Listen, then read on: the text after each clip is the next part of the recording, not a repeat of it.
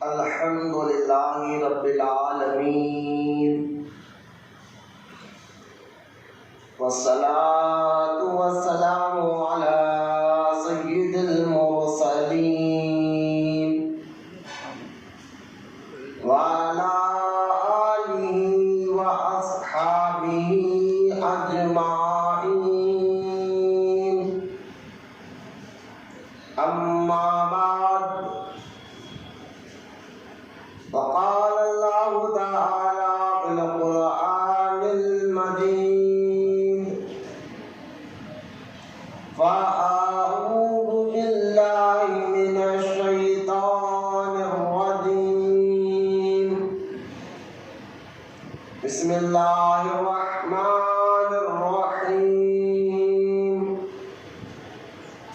قل هو اللہ احد اللہ الصمد لم یلد ولم یولد ولم یکن له کفوا احد آمنت باللہ صدق اللہ العلی العظیم وقال اللہ تعالی فی شان حبیبہ الکریم ان اللہ وملائکتہ یصلون علی النبی یا ایہا الذین آمنوا صلوا علیہ وسلموا تسلیما اللہم صلی علی سیدنا محمد اللہم صلی علی سیدنا ومولانا محمد معدن الجود والکرم وعلی آلہ وبارک وسلم صلاة وسلاما علیک یا رسول اللہ صلی اللہ تعالی علیہ وآلہ وصحبہ وسلم اما بعد ہر تعریف اور بڑائی صرف اللہ تعالی کے لیے ہے جو سارے جہان کا مالک ہے، مختار ہے اور جو سارے جہان کا پالنہار ہے۔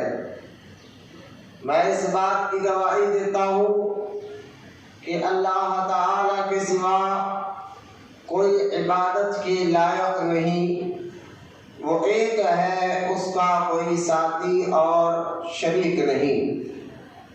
اور میں اس بات کی بھی گواہی دیتا ہوں کہ آپ کے اور ہمارے پیارے آقا اور مولا حضور پر نور رحمت عالم نور مجسم حضرت سیدنا محمد مصطفیٰ احمد مجتبی صلی اللہ علیہ وآلہ وصحبہ وسلم اللہ تعالی کے آخری رسول اور اس کے برگزیدہ بندے ہیں۔ اللہ تعالی حضور اکرم نور مجسم رحمت عالم صلی اللہ علیہ وسلم پر، اہل بیت، صحابہ کرام، تابعین اور تبع تابعین، اولیاء امت پر قیامت تک بکثرت رحمتیں اور برکتیں نازل فرماتا رہے۔ آمین۔ سب مل کر ایک بار محبت کے ساتھ درود پاک پڑھیں۔ اللہم صلی علی سیدنا مولانا محمد معدن الجود والکرم وعلی آلہ وبارک وسلم صلاۃ وسلاما علیک یا رسول اللہ صلی اللہ تعالی علیہ وآلہ وصحبہ وسلم۔ معزز سامعین، نوجوان ساتھیوں، بزرگوں، السلام علیکم ورحمۃ اللہ وبرکاتہ۔ وعلیکم السلام ورحمۃ اللہ وبرکاتہ۔ گزشتہ جمعہ توحید پر بیان ہوا تھا کہ توحید کس کو کہتے ہیں اور شرک کس کو کہتے ہیں۔ انشاءاللہ تعالی آج کا یہ جمعہ بھی اسی اہم اور بہت ہی زیادہ ضروری یہ گفتگو ہے، اس پر اللہ تمام کو سمجھنے کی توفیق عطا فرمائے۔ انشاءاللہ آج کا جمعہ بھی اسی پر ہمارا ہوگا۔ لیکن قبل اس کے کہ میں اپنے موضوع اپنے ٹاپک کو آپ کے سامنے رکھوں، طریق اہل سنت و جماعت کے مطابق آپ کے سامنے درود پاک کی فضیلت پہلے اس لیے سناتا ہوں تاکہ اللہ تعالیٰ آپ کو جذبہ اور شوق بھی پیدا کرے۔ درود پاک پڑھنے کے بہت سارے فائدے اللہ تعالیٰ نے دنیا میں بھی رکھے ہیں اور قبر آخرت میں بھی رکھے ہیں، تو لہٰذا درود پاک کے متعلق سب سے پہلے آپ حدیث مبارکہ کو سنتے چلیے کہ آج جمعہ کا دن بھی ہے۔ حدیث مبارکہ میں ہے کہ حضور اکرم صلی اللہ علیہ وسلم نے ارشاد فرمایا کہ جب بھی جمعہ کا دن آتا ہے، شب جمعہ آتا ہے، یعنی جمعرات کی رات جو کل گزری ہے، تو جب بھی یہ شب جمعہ آتا ہے تو اللہ تعالیٰ فرشتوں کو زمین پر بھیجتا ہے۔ ان کے ہاتھ میں سونے کے قلم ہوتے ہیں سبحان اللہ، اور چاندی کے ورق ہوتے ہیں۔ شب جمعہ یعنی جمعرات کی رات سے لے کے جمعے کی مغرب تک جتنے لوگ درود پاک پڑھتے ہیں، ان کے درود پاک کو اللہ تعالیٰ اس چاندی کے وقت پر لکھنے کا حکم دیتا ہے فرشتوں کو، اور فرشتے لکھ کر اللہ کی بارگاہ میں پہنچا دیتے ہیں۔ سبحان اللہ۔ تو لہٰذا عام دنوں سے زیادہ جمعرات کی رات اور جمعہ کا دن جو اب چل رہا ہے، ان دنوں میں درود پاک پڑھنے کی اور بھی زیادہ فضیلت اللہ تعالیٰ اور اس کے رسول نے ہمیں بتائی ہے۔ تو لہٰذا عام دنوں سے زیادہ یہ دنوں میں اور زیادہ سے زیادہ ہمیں کثرت سے درود پاک پڑھنا چاہیے، اور جب بھی ہمارے آقا علیہ الصلوۃ والسلام کا نام مبارکہ، حضور کا نام سنیں تو صلی اللہ علیہ وسلم، کم سے کم یہ بھی درود ہے آپ ضرور پڑھنے کی عادت ڈالیں، پڑھا کریں، کیونکہ جہاں درود پڑھنے کے بہت سارے اللہ اور اس کے رسول نے فائدے بتائے ہیں، وہیں پر درود نہ پڑھنے پر بھی اللہ ناراض ہوتا ہے۔ جیسا کہ دیکھیے ایک واقعہ جو ہے مولانا الیاس قادری نے اپنی کتاب فیضان سنت میں لکھا ہے کہ ایک آدمی کا انتقال ہوا، مر گیا، تو اس آدمی کو دفنانے کے لیے قبر کھودی گئی، تو اس کے اندر ایک بہت ہی سیاہ کالے کلر کا سانپ نظر آیا۔ تو لوگوں نے کیا کیا، اس قبر کی مٹی یعنی اس کو بند کیا، دوسری جگہ قبر کھودی تو وہیں پر بھی وہ سانپ نظر آیا، پھر وہ اس کو بھی بند کر کے تیسری جگہ قبر کھودی تو وہاں پر بھی وہ سانپ نظر آیا۔ آخرکار اللہ تعالیٰ نے اس سانپ کو بولنے کی طاقت عطا فرمائی۔ وہ سانپ انسانوں کی طرح بولا کہ میں ایک معمولی سانپ نہیں ہوں، اللہ کا عذاب ہوں، تم جہاں کہیں بھی کھودو گے اس کو دفنانے کے لیے میں وہاں پر ضرور آؤں گا۔ لوگوں نے پوچھا وجہ کیا، اس نے مرحوم نے ایسی کیا غلطی کی تھی جو اللہ تعالیٰ آج ظاہر کر رہا ہے اس کے عذاب کو؟ تو اس صاحب نے کہا کہ یہ جب بھی محمد رسول اللہ صلی اللہ علیہ وسلم یعنی ہمارے آقا علیہ السلام کا نام سن کر بھی ان پر درود نہیں پڑتا تھا، تو کم سے کم یہ دیکھیں جہاں درود پڑھنے کے جہاں بے شمار فائدے اللہ اس رسول نے بتایا، نہیں پڑھنے پر بھی نقصانات بھی ہے۔ تو درود پڑھنے کے فائدے دنیا میں بھی ہے، قبر میں بھی ہے اور آخرت میں بھی ہے۔ تو لہٰذا ہم عاشقان رسول صلی اللہ علیہ وسلم کو ضروری ہے کہ جب بھی حضور کا نام مبارکہ سنیں، یوں تو آج کا دن تو اور زیادہ کثرت سے درود پڑھنا چاہیے، لیکن جب بھی حضور علیہ السلام کا نام مبارکہ سنیں تو درود پاک کی کثرت ضرور کرنا چاہیے۔ آئیے محبت اور عقیدت کے ساتھ پیارے آقا کریم علیہ السلام کی بارگاہ میں درود پاک کا نظرانہ پیش کریں۔ پڑھیے اللہم صلی علی سیدنا مولانا محمد سیدنا و مولانا محمد معدن الجود والکرم وعلی آلہ وبارک وسلم، صلاۃ و سلام علیک یا رسول اللہ صلی اللہ تعالی علیہ وسلم۔ گزشتہ جمعہ توحید پر بیان ہوا تھا، توحید کس کو کہتے ہیں، توحید کا معنی کیا ہے، اور توحید کے اصول کتنے ہیں، وہ شاہ ولی اللہ کی کتاب حجت البالغات سے میں نے آپ کے سامنے بتایا تھا، اور اس کتاب مصنف کے بارے میں بھی آپ کو بتایا تھا کیونکہ ہر جمعہ کچھ بچے نئے بھی آتے ہیں، تو پھر سے تھوڑا سا ذہن کو تازہ کرنے کے لیے میں بات کو دہراتا ہوں تاکہ آپ کو آنے والی بات آسانی سے سمجھ میں آئے کہ ہم کیا سمجھنے والے ہیں اور کیا سننے والے ہیں۔ کیونکہ آج ایک مشین چل رہی ہے کہ آپ درگاہ پر گئے تو شرک ہو گیا، یا غوث المدد کہا تو شرک ہو گیا، کسی بزرگ کو مدد کے لیے پکارا تو شرک ہو گیا، اس طرح کی باتیں کہہ کر یعنی ہر جگہ شرک کا ایک ایسا دور چل رہا ہے کہ ہمیں ڈرایا جا رہا ہے، دھمکایا جا رہا ہے کہ تم نے یہ کام ایسا کر کر شرک کر دیا۔ تو شرک ہوتا کب ہے اس کو سمجھنا پہلے ضروری ہوتا ہے۔ خالی شرک ہو گیا بولنا کمال نہیں ہوتا، لیکن جب ان سے ہم کئی جگہوں سے ہم نے پوچھا شرک ہوتا کیا ہے، کس کو شرک بولتے ہیں، کب وہ شرک ہوتا ہے، تو یقین جانیے بہت سے جو ہے بچے ہیں، بہت سے لوگوں نے اس کا صحیح جواب دے نہیں سکے، کیونکہ شرک کیا ہے، توحید کیا ہے، تو اس کے بھی کچھ اصول اللہ اس کے رسول نے ہمیں بتائے، کچھ طریقے اللہ اس کے رسول نے ہمیں بتائے ہیں۔ ان طریقوں کو چھوڑ کر ان اصول سے ہٹ کر کوئی کام کرتا تب شرک ہوتا ہے، لیکن جب نہ ان کو اصول معلوم ہوتا ہے نہ طریقہ معلوم ہوتا ہے تو بس جو کا شرک کا ہمیں فتویٰ لگا دیتے ہیں۔ تو اصول کیا ہے توحید کے اور شرک کا مطلب کیا ہے، اس پر بہت کم لوگ جانتے ہیں، لیکن ہر مسلمان کو اس کے بارے میں جاننا ضروری بھی ہے۔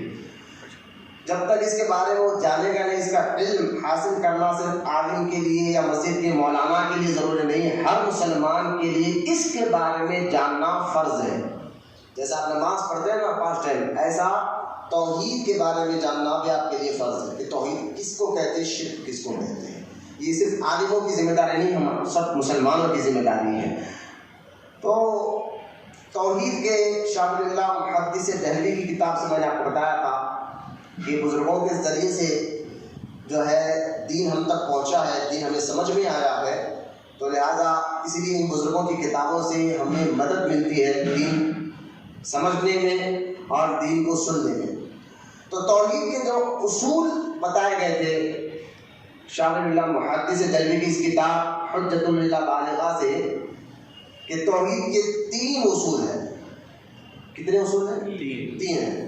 ایک کہ اللہ کو واجب الوجود ماننا، بے شک۔ واجب الوجود کس کو کہتے ہیں؟ میں نے یہ بھی اس کی بڑی تشریح کی تھی کہ اللہ ہے اور خود سے ہے، اللہ ہے اور خود سے ہے، نہ اس کو کسی نے بنایا نہیں معاذ اللہ، نہ اس نے کسی کی نہ اس کی کوئی اولاد ہے، نہ اس کو کسی نے پیدا کیا، وہ ہے اور خود سے ہے، اور کب سے ہے وہ ہم بتا نہیں سکتے، پر خود سے ہے، واجب الوجود ہے۔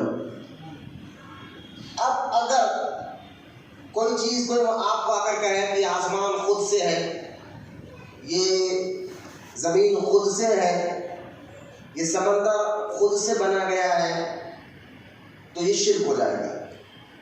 اور اس شرک کو ذات میں یعنی اللہ کی ذات یعنی خود سے اگر کوئی چیز ہے تو وہ اللہ کی ذات ہے۔ تو یہ آسمان یا زمین یا ساری کائنات یہ خود سے نہیں، اللہ نے اس کو بنایا ہے۔ خود سے اگر کوئی ہے تو وہ کون ہے؟ اللہ۔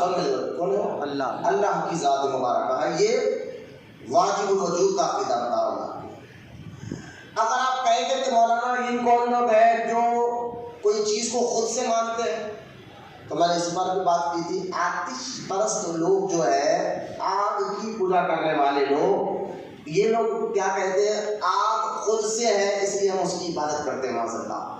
لیکن خود سے اگر کوئی چیز ہے، واجب الوجود اگر کوئی ذات ہے تو وہ اللہ کی ذات مبارکہ ہے۔ اب یہ آگ کو جو لوگ آتش پرست لوگ کہتے ہیں خود سے ہے، اس کی ڈیٹیل کیا ہے؟ حالانکہ شرک ہے کہ اللہ کے ذات ہی خود سے ہے، واجب الوجود ہے، لیکن آگ کو یہ لوگ آگ واجب الوجود معاذ اللہ کہہ رہے ہیں۔ تو یہ کہاں سے شروع ہوا؟ تو اس پر بھی بہت بہترین واقعہ کتابوں میں آیا ہے کہ جب آدم علیہ السلام کو اللہ تعالیٰ نے دنیا میں بھیجا اور ان کی دعا کو قبول کر کر سیدہ حوا علیہ السلام سے ان کی ملاقات ہوئی، اب آدم علیہ السلام اور سیدہ حوا علیہ السلام جو سارے انسانوں کے ماں اور باپ ہیں. اب ہوتا کیا تھا, انسان کی تقریب آگے بڑھی کیسے؟ تو اب دیکھیں آپ آج ہمارے شریعت میں بھائی اور بہن کا نکاح حرام ہے, ٹھیک ہے, لیکن آدم علیہ السلام کو حکم یہ تھا کہ آدم علیہ السلام کو جو بچے پیدا ہوتے تھے وہ جڑواں بچے پیدا ہوتے ہیں ہمیشہ. آپ کی بیوی سے پہلے ہمارے ماں کو جڑواں بچے پیدا ہوتے تھے. تو جو پہلی جوڑی میں ہوتی تھی اور اس کے بعد جو دوسری جوڑی پیدا ہوتی تھی, تو دوسری جوڑی والا یعنی جوڑی کیسا, بچہ اور بچی, یہ جوڑی کی بات بتا رہا ہوں میں, تو جڑوے بچے پیدا ہوتے تھے. اس کے بعد جو پہلی جوڑی دوسری جوڑی پیدا ہوتی تو دوسری جوڑی والا بچہ پہلی جوڑی والی بچی سے نکاح کرنا, یہ ان کے لیے جائز تھا, لیکن انسان کو بڑھانا ہے. تو لہٰذا اب اس طرح سے تقریب ہوتے رہے, اللہ کا حکم تھا, شادیاں ہوتے رہی. ہوا یوں کہ قابل, آدم علیہ السلام کے بیٹے قابل ان کا نام تھا, وہ قابل کے ساتھ جو بچی پیدا ہوئی بڑی خوبصورت تھی. اس کے بعد حابل پیدا ہوئے, حابل کے ساتھ جو بچی پیدا ہوئی وہ تھوڑا کلر میں کم تھی. دیکھو اللہ کا حکم یہ تھا کہ جو پہلی جوڑی والی ہے وہ بچی دوسری جوڑی والی بچے سے شادی کرے, اور جو پہلی جوڑی جو بچی پیدا ہو سگے بھائی بہن. تو قابل کے ساتھ جو بچی پیدا ہوئی تھی وہ سگے بھائی بہن تھے, ان کا آپس میں نکاح نہیں ہو سکتا تھا, لیکن کیونکہ وہ بڑی خوبصورت تھی تو قابل نے کیا کیا, ضد کیا کہ اپنے والد سے کہ میں اپنی اس بہن جو میرے ساتھ پیدا ہوئی میں اسی کے ساتھ نکاح کروں گا, ضد کی. تو آدم علیہ السلام نے کہا کہ اللہ کا حکم یہ نہیں ہے, اب تیرے ساتھ جو بچی پیدا ہوئی اس کا نکاح حابل کے ساتھ ہوگا, تیرے ساتھ نہیں ہوگا. تو اس نے جب ضد کی تو آدم علیہ السلام نے کہا ایک کام کرو, قابل سے کہا, اپنے بیٹے قابل سے کہا ایک کام کرو, تم اللہ کی بارگاہ میں قربانی پیش کرو, اور حابل سے بھی کہا تم بھی اللہ کی بارگاہ میں قربانی پیش کرو, جس کی قربانی قبول ہوگی اس کا نکاح اس کے ساتھ کر دیا جائے. اور اس دور میں سنا یہ تاریخ کے سارے واقعات, جس البدایہ و النہایہ میں بھی یہ واقعہ لکھا ہوا ہے, ابن کثیر نے اس واقعے کو بڑی ڈیٹیل کے ساتھ لکھا ہے. ہوا ان کے پھر آدم علیہ السلام کے دونوں بیٹے قابل اور حابل, توجہ کریں, یہ دونوں بیٹے قابل نے پہلے جو قربانی قبول ہوتی تھی اللہ کی بارگاہ میں وہ کیسا, آج ہم قربانی ایسا طریقہ نہیں تھا, قربانی کے جانور کو لے جا کر اوپر ایک اونچے پہاڑ پر رکھ دیا جاتا تھا, آسمان سے آگ آ کر جس قربانی کو اٹھا کر لے کر چلے جاتی اس کی قربانی اللہ کی بارگاہ میں قبول ہوتی تھی. یہ طریقہ تھا. اب قابل نے کیا کیا, بڑے جانور رکھے, اور حابل نے بھی ایک چھوٹا سا دمبا لیا اور ایک پہاڑ پر رکھ دیا, تو آسمان سے آگ اتری اور حابل کے جانور کو یعنی حابل کی قربانی کو اللہ کی بارگاہ میں پہنچا, قربانی حابل کو قبول. تو آدم علیہ السلام نے کہا اپنے بیٹے قابل سے کہ دیکھ اللہ کا بھی یہی فیصلہ ہے کہ حابل کا نکاح اس بچی سے ہوگا, تیرا نکاح نہیں ہوگا. لیکن قابل ڈٹ رہا. والد صاحب آدم علیہ السلام حج کے لیے گئے ہوئے تھے. قابل نے ایک دن موقع پا کر اپنے بھائی حابل کو قتل کیا, اور قتل کر ان کو دفنایا, اور دفنانے کے بعد وہاں سے بھاگا بچی کو لے کر.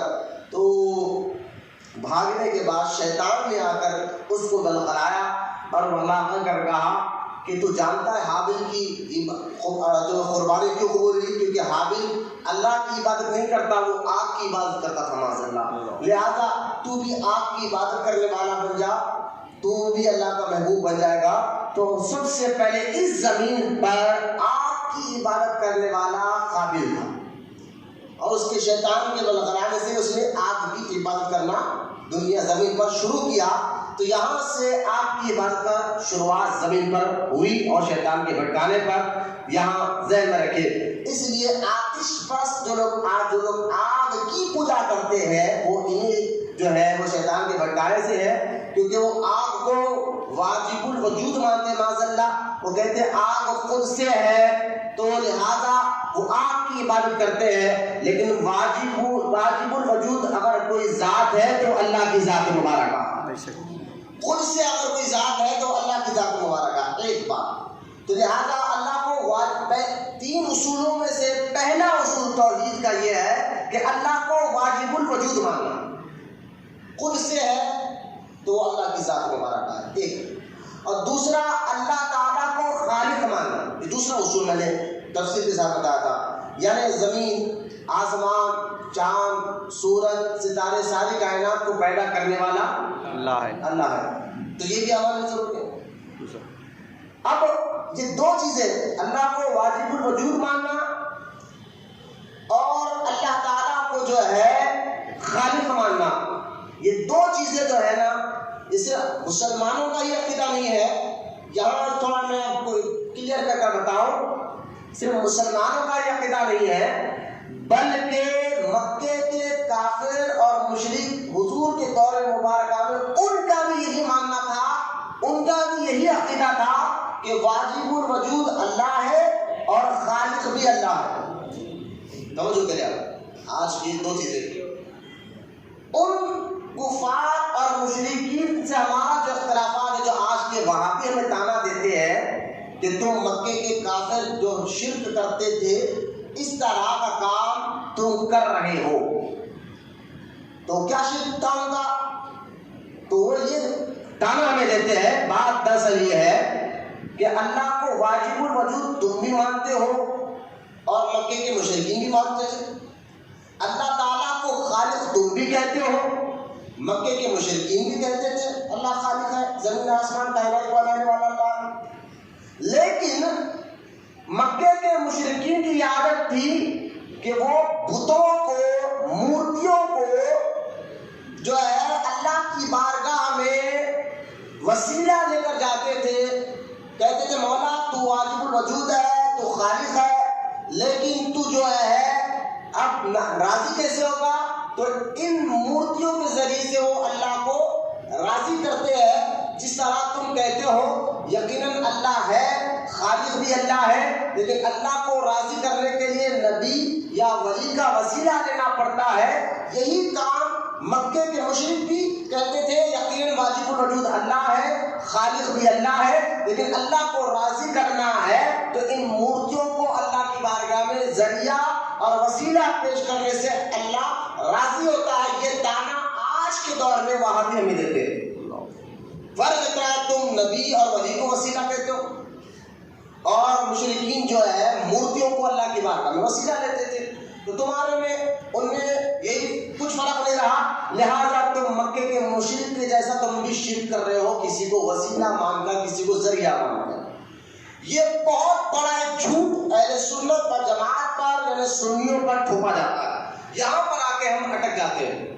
یہاں پر آ کر وہ لوگ توحید سمجھاتے کہتے تھے یہ تم نے یہ غلط کیا، یہ غلط کیا. جو کام مکے کے مشرکین کرتے تھے وہ کام تم بھی کر رہے ہو، تم بھی کر رہے ہو. تم تو اللہ کو واجب الوجود مانتے ہو، تم اللہ کو خالق مانتے ہو، لیکن تم جو ہے نبی اور ولی کا ذریعہ لے کر اللہ کی بارگاہ میں جاتے ہو. نہیں، یہی تو شرک ہے. اصل میں مکے کے کفار بھی بتوں کا ذریعہ لے کر اللہ کی بارگاہ میں جاتے تھے.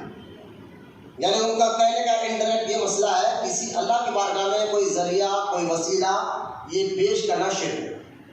کسی کو ذریعہ سمجھنا اللہ تک پہنچنے کا، کسی کو وسیلہ سمجھنا، کسی کو سفارشی سمجھنا، یہ کہنا، یہ سمجھنا، یہ شرک ہے. تو لہذا یہاں میں آپ کو سمجھانا یہ چاہتا ہوں، جو لوگ یہ کہتے ہیں تو پہلے سب سے پہلے یہ بہت بڑا جھوٹ ہے کہ مکے کے مشرکین جو ہے بتوں کو وسیلہ یا ذریعہ نہیں سمجھتے تھے. سننا، یہ جو کہا جا رہا ہے کہ یہ لوگ ذریعہ سمجھتے تھے نا، وہ ذریعہ کو سمجھتے تھے بتوں کو، لیکن ساتھ ہی ساتھ وہ بتوں کی عبادت بھی کرتے تھے. ہاں، یہ فرق ہے ہمارے میں، ہمارے ذریعہ کرنے میں. ایک تو انہوں نے جو ذریعہ اپنایا وہ غلط کو اپنایا، مورتیوں کو. ایک تو ان کی غلطی یہ کہ پتھر اللہ کی بارگاہ میں کوئی ذریعہ نہیں بن سکتا، کوئی مورتی اللہ کی بارگاہ میں ذریعہ نہیں پیش کرتا. ورنہ ذریعے اور وسیلے کی ایک نہیں کئی آیتیں قرآن پاک میں موجود ہیں. پھر قرآن کی یہ آیتیں غلط ہو جائیں گی اور قرآن غلط نہیں ہو سکتا. ٹھیک ہے، میں بتاؤں گا قرآن کی کئی آیتیں، ایک نہیں کئی آیتیں ہیں جس میں اللہ ذریعے کا ذکر کر رہا ہے اور وسیلے کا ذکر کر رہا ہے. لیکن جو مشرکین تھے، سننا بچوں ذرا غور سے، جو مشرکین تھے وہ مکے کے، وہ صرف بتوں کو ذریعہ نہیں کہتے تھے، ذریعہ تو کہتے تھے، ساتھ ہی ساتھ وہ ان کی عبادت بھی کرتے تھے. اور ہم نبی اور ولی کو ذریعہ تو سمجھتے ہیں، عبادت نہیں کرتے. یہ فرق ہے. عبادت صرف ہم اللہ کی کرتے ہیں. عبادت کسی کرتے ہیں؟ صرف اللہ کی کرتے ہیں. تو شرک کا ہوا مطلب ہے. وہ لوگ ذریعہ بھی سمجھتے تھے اور ان کی عبادت بھی کرتے تھے. اسنیہ وہ لوگ جو تھے مکے کے مشرکین، وہ کہتے تھے معاذ اللہ کہ یقیناً واجب الوجود اللہ ہے، خالق تو اللہ ہے، لیکن اب اللہ تھک گیا. معاذ اللہ زمین آسمان چاند سورج کائنات بنا کر، یہ مشرکین کا عقیدہ تھا. وہ کہتے تھے نہیں اب اللہ تھک گیا ہے زمین آسمان کائنات کو بنا کر، اب ساری خدائی اللہ ان مورتیوں کو دے دیا ہے، جو ان کی عبادت کرتا ہے تو اللہ بھی خوش ہو جاتا ہے. معاذ اللہ یہ ان کا عقیدہ تھا. لہٰذا وہ ان کو ذریعہ تو سمجھتے تھے لیکن ساتھ ہی ساتھ ان کی عبادت کرتے ہیں. اور ہم نبی اور ولی کو ذریعہ تو سمجھتے ہیں، عبادت نہیں کرتے. تو یہاں وہ لوگ ایک اور چال چلتے ہیں. وہ کہتے ہیں ٹھیک ہو بھائی، ٹھیک ہے ہم سب مان لیے. وہ آبی کہتے ہیں ہم مان لیے تم نبی یا ولی کو خدا نہیں کہتے، عبادت صرف اللہ کی کرتے ہو. ٹھیک ہے ہم مان لیے. ذریعہ تم سمجھتے ہو، وسیلہ یا نہیں چاہتے.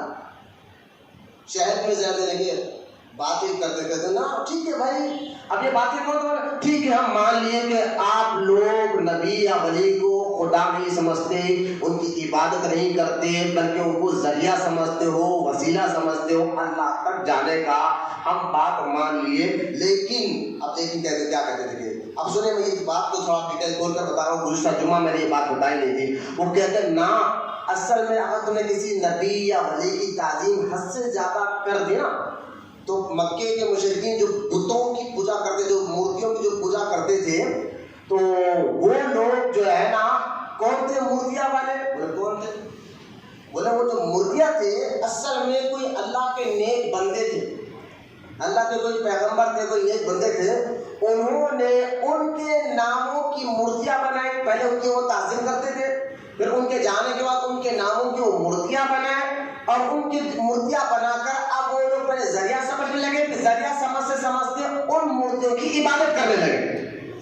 یہ کہتے تم بھی جو ہے نا نبی اور ولی کو پہلے ذریعہ سمجھ لو، پھر یہاں تک کہ تم خدا بنا دیتے ہو، خدا کے برابر کر دو. لہٰذا نبی کی محبت یا ولی کی محبت تمہیں شرک میں مبتلا کر سکتی ہے. لہٰذا ہم پہلے تمہیں روک رہے ہیں کہ ایسا مت کرو، ذریعہ سمجھو نہیں، وسیلہ نہ سمجھو. لہٰذا ان کی محبت جو ہے تمہیں شرک تک لے جا سکتی ہے. ہم نے کہا اگر ولی یا نبی کی محبت اگر ہمیں شرک تک لے جاتی ہے تو پھر قرآن میں اللہ تعالیٰ نبی اور ولیوں کی عظمت کو بیان کیوں کیا؟ ایک سوال ہمارا ہے نا. ارے بھائی جب ان کی محبت کے ذریعے معاذ اللہ شرک تک ہمیں پہنچا سکتے ہیں تو پھر اللہ تعالیٰ نے نبیوں کا اور ولیوں کا قرآن میں ان کی عظمت، ان کی شان، ان کا مرتبہ بیان کیوں کیا؟ معلوم کیا ہوا؟ اگر معاذ اللہ ان کی محبت کے ذریعے ہم شرک میں مبتلا ہو سکتے تھے تو اللہ قرآن میں ذکر نہیں کر سکتا تھا. لہٰذا ان کی بھونڈے باتیں ہیں جو ہمیں ولغلا کر بزرگان دین سے دور کرنا چاہتے ہیں. اولیاء کی محبت سے کبھی شرک نہیں ہوتا بلکہ ان کے ذریعے سے اللہ راضی ہوتا.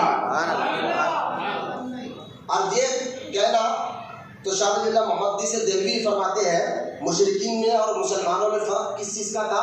وہ مورتیوں کی عبادت کرتے تھے، ذریعہ تو سمجھتے ساتھ کیا کرتے تھے؟ پھر فرماتے پھر ان میں 3 گروپ بنے. مشرک کافروں میں کتنے گروپ بنے؟ شاہ ولی اللہ محدث دہلوی فرماتے ہیں اپنی کتاب یہ حجت اللہ بالغہ، کسی وہابی کو بتانا کوئی وہابی بھی اس کتاب کی باتوں کا انکار نہیں کر سکتا. یہ کتاب ضرور اپنے گھر میں جس بچوں کو اردو پڑھنے آتی ہے یہ ضرور آپ اپنے رکھیں. آپ فرماتے ہیں کافروں میں 3 گروپ بنے.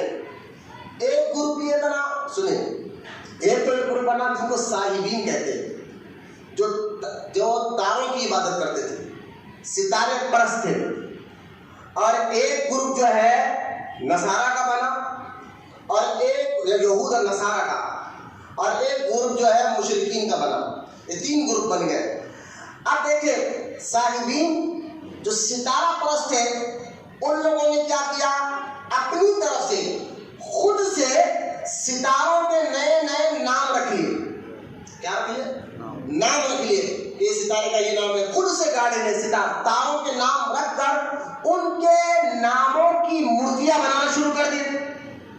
یہ سارا ابن کثیر شاہ ولی اللہ محدث دہلوی اپنی کتاب میں لکھتے ہیں. صاحبین نے کیا کیا؟ تاروں کے نام رکھ لیے اپنے خود سے کیونکہ بھائی وہ لوگ کہتے تھے اللہ معاذ اللہ تھک گیا ہے، اب اللہ تعالیٰ خالق ہے لیکن تھک تو گیا ہے، کسی کو ابھی مورتیوں کو خدا بنا دو، ان کے ذریعے اللہ خوش ہو جائے گا، اب اللہ کی عبادت کرنے کی ضرورت نہیں، ان مورتیوں کی عبادت کرو۔ تو ان لوگوں نے تاروں کے نام پر مورتیاں بنائیں۔ کس کے نام پر بنا سمجھ رہے؟ اور وہ نام انہوں نے کسی نے کتاب سے پڑھا نہیں تھا، یا کسی کسی نبی نے بتایا بھی نہیں تھا، وہ خود سے نام رکھ لیے تاروں کے، ٹھیک ہے؟ ان ناموں کو رکھ کر مورتیاں بنائے اور مورتیوں کو جو ہے سجانا شروع کر دیا۔ یہاں اس واقعے سے معلوم یہ ہوا کہ جو لوگ وہابی میں تانا دیتے ہیں کہ تم لوگ نبی اور ولی کو خدا تو نہیں سمجھتے ہو، ذریعہ سمجھ رہے ہو، وسیلہ سمجھ رہے ہو، ایک دن ایسا آئے گا تمہاری نسلوں کو خدا سمجھے گی، ان کی عبادت کرے گی۔ جو مکے کے کفار کرتے تھے، وہ جو جن بتوں کی عبادت کرتے تھے، جن مورتیوں کی وہ عبادت کرتے تھے، اصل میں پہلے وہ اللہ کے نیک بنتے تھے، پھر ان کے ناموں کی انہوں نے مورتیاں بنائی، پھر ان کی عبادت شروع کر دی۔ یہ کام تمہارے اندر بھی ہو سکتا ہے۔ ہم نے کہا یہ تم بہت بڑا جھوٹ باندھ رہے ہو۔ خود شاہ اللہ محدث سے دلیل فرماتے ہیں مکے میں جتنی مورتیاں بنی گئی تھی وہ کسی نبی یا کسی ولی کے نام پر نہیں بنی تھی، وہ تاروں کے نام پر فرضی بنی تھی، اور یہ بات خود شاہ اللہ محدث سے دلیل اپنی کتاب میں لکھ کر ہمیں بتا دیا۔ یہ جھوٹ ہے۔ اگر کوئی بات کہنا مکے میں جو مورتیاں تھے وہ اللہ کے نیک بندوں کے نام سے بنائی گئی تھی، ان کی پہلے تعظیم کرتے تھے، بعد میں عبادت کرے، تم بھی پہلے تعظیم کرو بعد میں عبادت کرو گے، لہٰذا بچو بچو۔ ہم نے کہا نا، یہ جھوٹ مت باندھو۔ جو مورتیاں بنی گئی تھی وہ کسی نبی اور ولی کے نام پر نہیں بنی گئی تھی، تاروں کے نام پر، فرضی نام پر کفار نے بنایا تھا، ٹھیک ہے؟ ایک بات اچھا سنیے، مکے میں 360 بتوں کی عبادت ہوتی تھی، 360 اور بھی تھے، جو زیادہ مشہور تھے وہ 360 تھے، اور ان 360 میں کعبے کے اندر 2 مورتیاں تھے جو بڑے مشہور تھے، جو مکے کے سارے مشرک و کفار اس کی عبادت کرتے تھے۔ اس 2 مورتیوں کا نام تھا لات اور منات، لات اور منات، یہ 2 نام، یہ لات اور منات کی عبادت کرتے تھے، اور یہ سب سے زیادہ مکے میں بہت زیادہ مشہور تھی 2 مورتیاں، لات اور منات۔ تو لہذا اب یہ 2 مورتیاں کے بارے میں البدایہ والنہایہ میں علامہ ابن کثیر نے ایک واقعہ لکھا کہ لات اور منات ہے کیا، یا کسی نبی کے نام سے معاذ اللہ یہ لوگوں نے مورتی بنائی تھی، یا کسی تارے کے نام پر مورتی بنائی تھی، یا کوئی ولی تھے پہلے ان کی تعظیم کر رہے تھے پھر آگے چل کر انہوں نے ان کی نام کی مورتی بنائی۔ اس پر بات کرتے ہوئے ابن کثیر کہتے ہیں کہ مکے میں جو شرک شروع ہوا، مورتیوں کی عبادت جو شروع ہوئی ہے، تو سب سے زیادہ جو مشہور تھے مورتی وہ لات اور منات تھے۔ تو یہ کون تھے؟ تو اس پر جو ہے ابن کثیر اپنی کتاب میں لکھتے فرماتے ہیں کہ اصل میں لات اور منات جو ہے یہ ایک مرد اور ایک عورت کا نام تھا۔ سنیں آپ، ایک مرد ایک عورت کا نام تھا، اور انہوں نے کیا کیا تھا؟ انہوں نے کعبے کے اندر، سنیں آپ غور سے، انہوں نے کعبے کے اندر زنا کیا تھا۔ کس کے اندر؟ کعبۃ اللہ کے اندر زنا کیا تھا۔ تو اللہ کا عذاب ایسے آیا کہ ان کو اللہ نے اسی وقت پتھر بنا دیا۔ کیا بنا دیا؟ پتھر بنا دیا۔ اب جب صبح کافروں نے دیکھا کہ کعبے کے اندر تو پتھر رکھے ہوئے، مورتی رکھے ہوئے، تو لہذا اس مورتی میں ہوا یوں کہ شیطان داخل ہوا اور بات کرنے لگا۔ شیطان داخل ہو کر کیا کرنے لگا؟ بات کرنے لگا، اور جب بات کرنے لگا تو سارے لوگ کہنے لگے یہ ہمارے خدا ہے، یہ ہمارے خدا ہے۔ اب مجھے بتائیے مورتیوں کی عبادت یا کسی ولی کے نام پر کی تھی؟ یعنی کسی ولی کے نام کی، بزرگوں کے دن کی نام یا اللہ کے نیک بندے یا نیک نبی کے نام پر جو تم لوگ کہہ رہے ہیں کہ وہاں پہ نہیں بھائی ٹھیک ہے تم ذریعہ مانتے ہو لیکن پھر بھی اسے احتیاط کرو۔ ہم نے کہا دیکھو یہ جو لات اور منات ہے یہ بھی جو ہے ایک مشرکین تھے جو گندی سزا کرنے پر اللہ نے کو پتھر کا بنا دیا، پھر شیطان نے ان کے اندر غلول کیا، گھس کر لوگوں کو کہا کہ میں تمہارا خدا ہوں، پھر لوگوں نے اس پتھر کی عبادت کرنے لگے۔ بعد میں حضور نے توحید کا صحیح معنی بتا کر ان پتھروں کو ختم کیا۔ تو یہاں میں بچوں سمجھانا ہی چاہتا ہوں کہ وہ بھی کہہ رہے ہیں کہ وسیلہ کے ذریعے سے پہلے تم وسیلہ کہو گے بعد میں ان کی عبادت کرنے لگ جاؤ گے، ایسا ہو ہی نہیں سکتا، کیونکہ اب دیکھیں تم وسیلہ مناتے ہی کیوں ہو؟ پھر ایک تانا دیتے ہیں مناؤ مت، کہیں تم ان کی تعظیم کرتے کرتے کرتے ان کی عبادت کرنے نہ لگ جاؤ، تو لہٰذا تعظیم ہی مت کرو، تعظیم کرنا ہے تو اللہ کی کرو، ادب کرنا ہے تو اللہ کا کرو، کسی کی مت کرو ورنہ تعظیم تمہیں شرک تک لے جائے گا. میں نے کہا کیوں؟ بولے مکے کے کفار یہی کرتے تھے, پہلے نیک بندوں کی تعظیم کرتے تھے, کانوں کے ناموں کی مورتیاں بنے. میں نے کہا جھوٹ مت بولو, تو جھوٹ بول رہے ہو. اگر بزرگان دین کی تعظیم محبت سے تم شرک کر سکتے تھے تو پھر اللہ تعالیٰ کعبے کے سامنے جو مقام ابراہیم جو پتھر کا نشان ہے اس کو محفوظ نہیں کرتا تھا. اگر اس کے ذریعے سے توجہ کر بچوں, اگر اس اللہ کے نیک بندوں کے ذریعے سے شرک میں مبتلا کوئی ہو سکتا تھا ان کی تعظیم کی وجہ سے, تو پھر قرآن میں اللہ تعالیٰ نے یہ کیوں کہا وَاتَّخِذُوا فِي مُقَامِ إِبْرَاهِيمَ مُصَلًّى. بولو سبحان اللہ. اللہ فرماتا ہے تم لوگ کعبے کا طواف کرو, راضی کب ہوگا جب مقام ابراہیم کی جگہ نماز پڑھو. مقام ابراہیم ہے کہ میں بار بار آپ کو کہتا ہوں یہ ابراہیم علیہ السلام کے قدموں کا نشان ہے. اللہ تو اپنے نیک بندوں کے قدموں کے نشان کو تک محفوظ کر رہا ہے, کہہ رہا ہے کہ یہاں آ جاؤ میں راضی ہو جاؤں گا. اگر ان کی نیک ہے نا, اللہ فرماتا ہے یہ جو پتھر ہے نا جو مقام ابراہیم میں پتھر نہیں ہے, اللہ فرماتا ہے یہ میری نشانی ہے. سبحان اللہ, یہ میری نشانی ہے. جو اس کی تعظیم کرتا ہے اللہ فرماتا ہے میں اس سے راضی ہو جاتا ہوں. ارے پتھر اللہ تعالیٰ تم کہتے ہو کہ ولیوں کی تعظیم مت کرو, میں کہتا ہوں اللہ اپنے نیک بندوں کے پتھر کی نشانی کی حفاظت کر رہا ہے اور کہتا ہے جو ان کی تعظیم کرتا ہے اللہ اس سے راضی ہو جاتا ہے. یہ بہت بےتکی باتیں ہمارے ساتھ کہتے ہیں. اگر تعظیم سے شرک ہو سکتا تھا تو پھر یہ مقام ابراہیم کیوں رکھا گیا؟ ہمارا سوال ہے.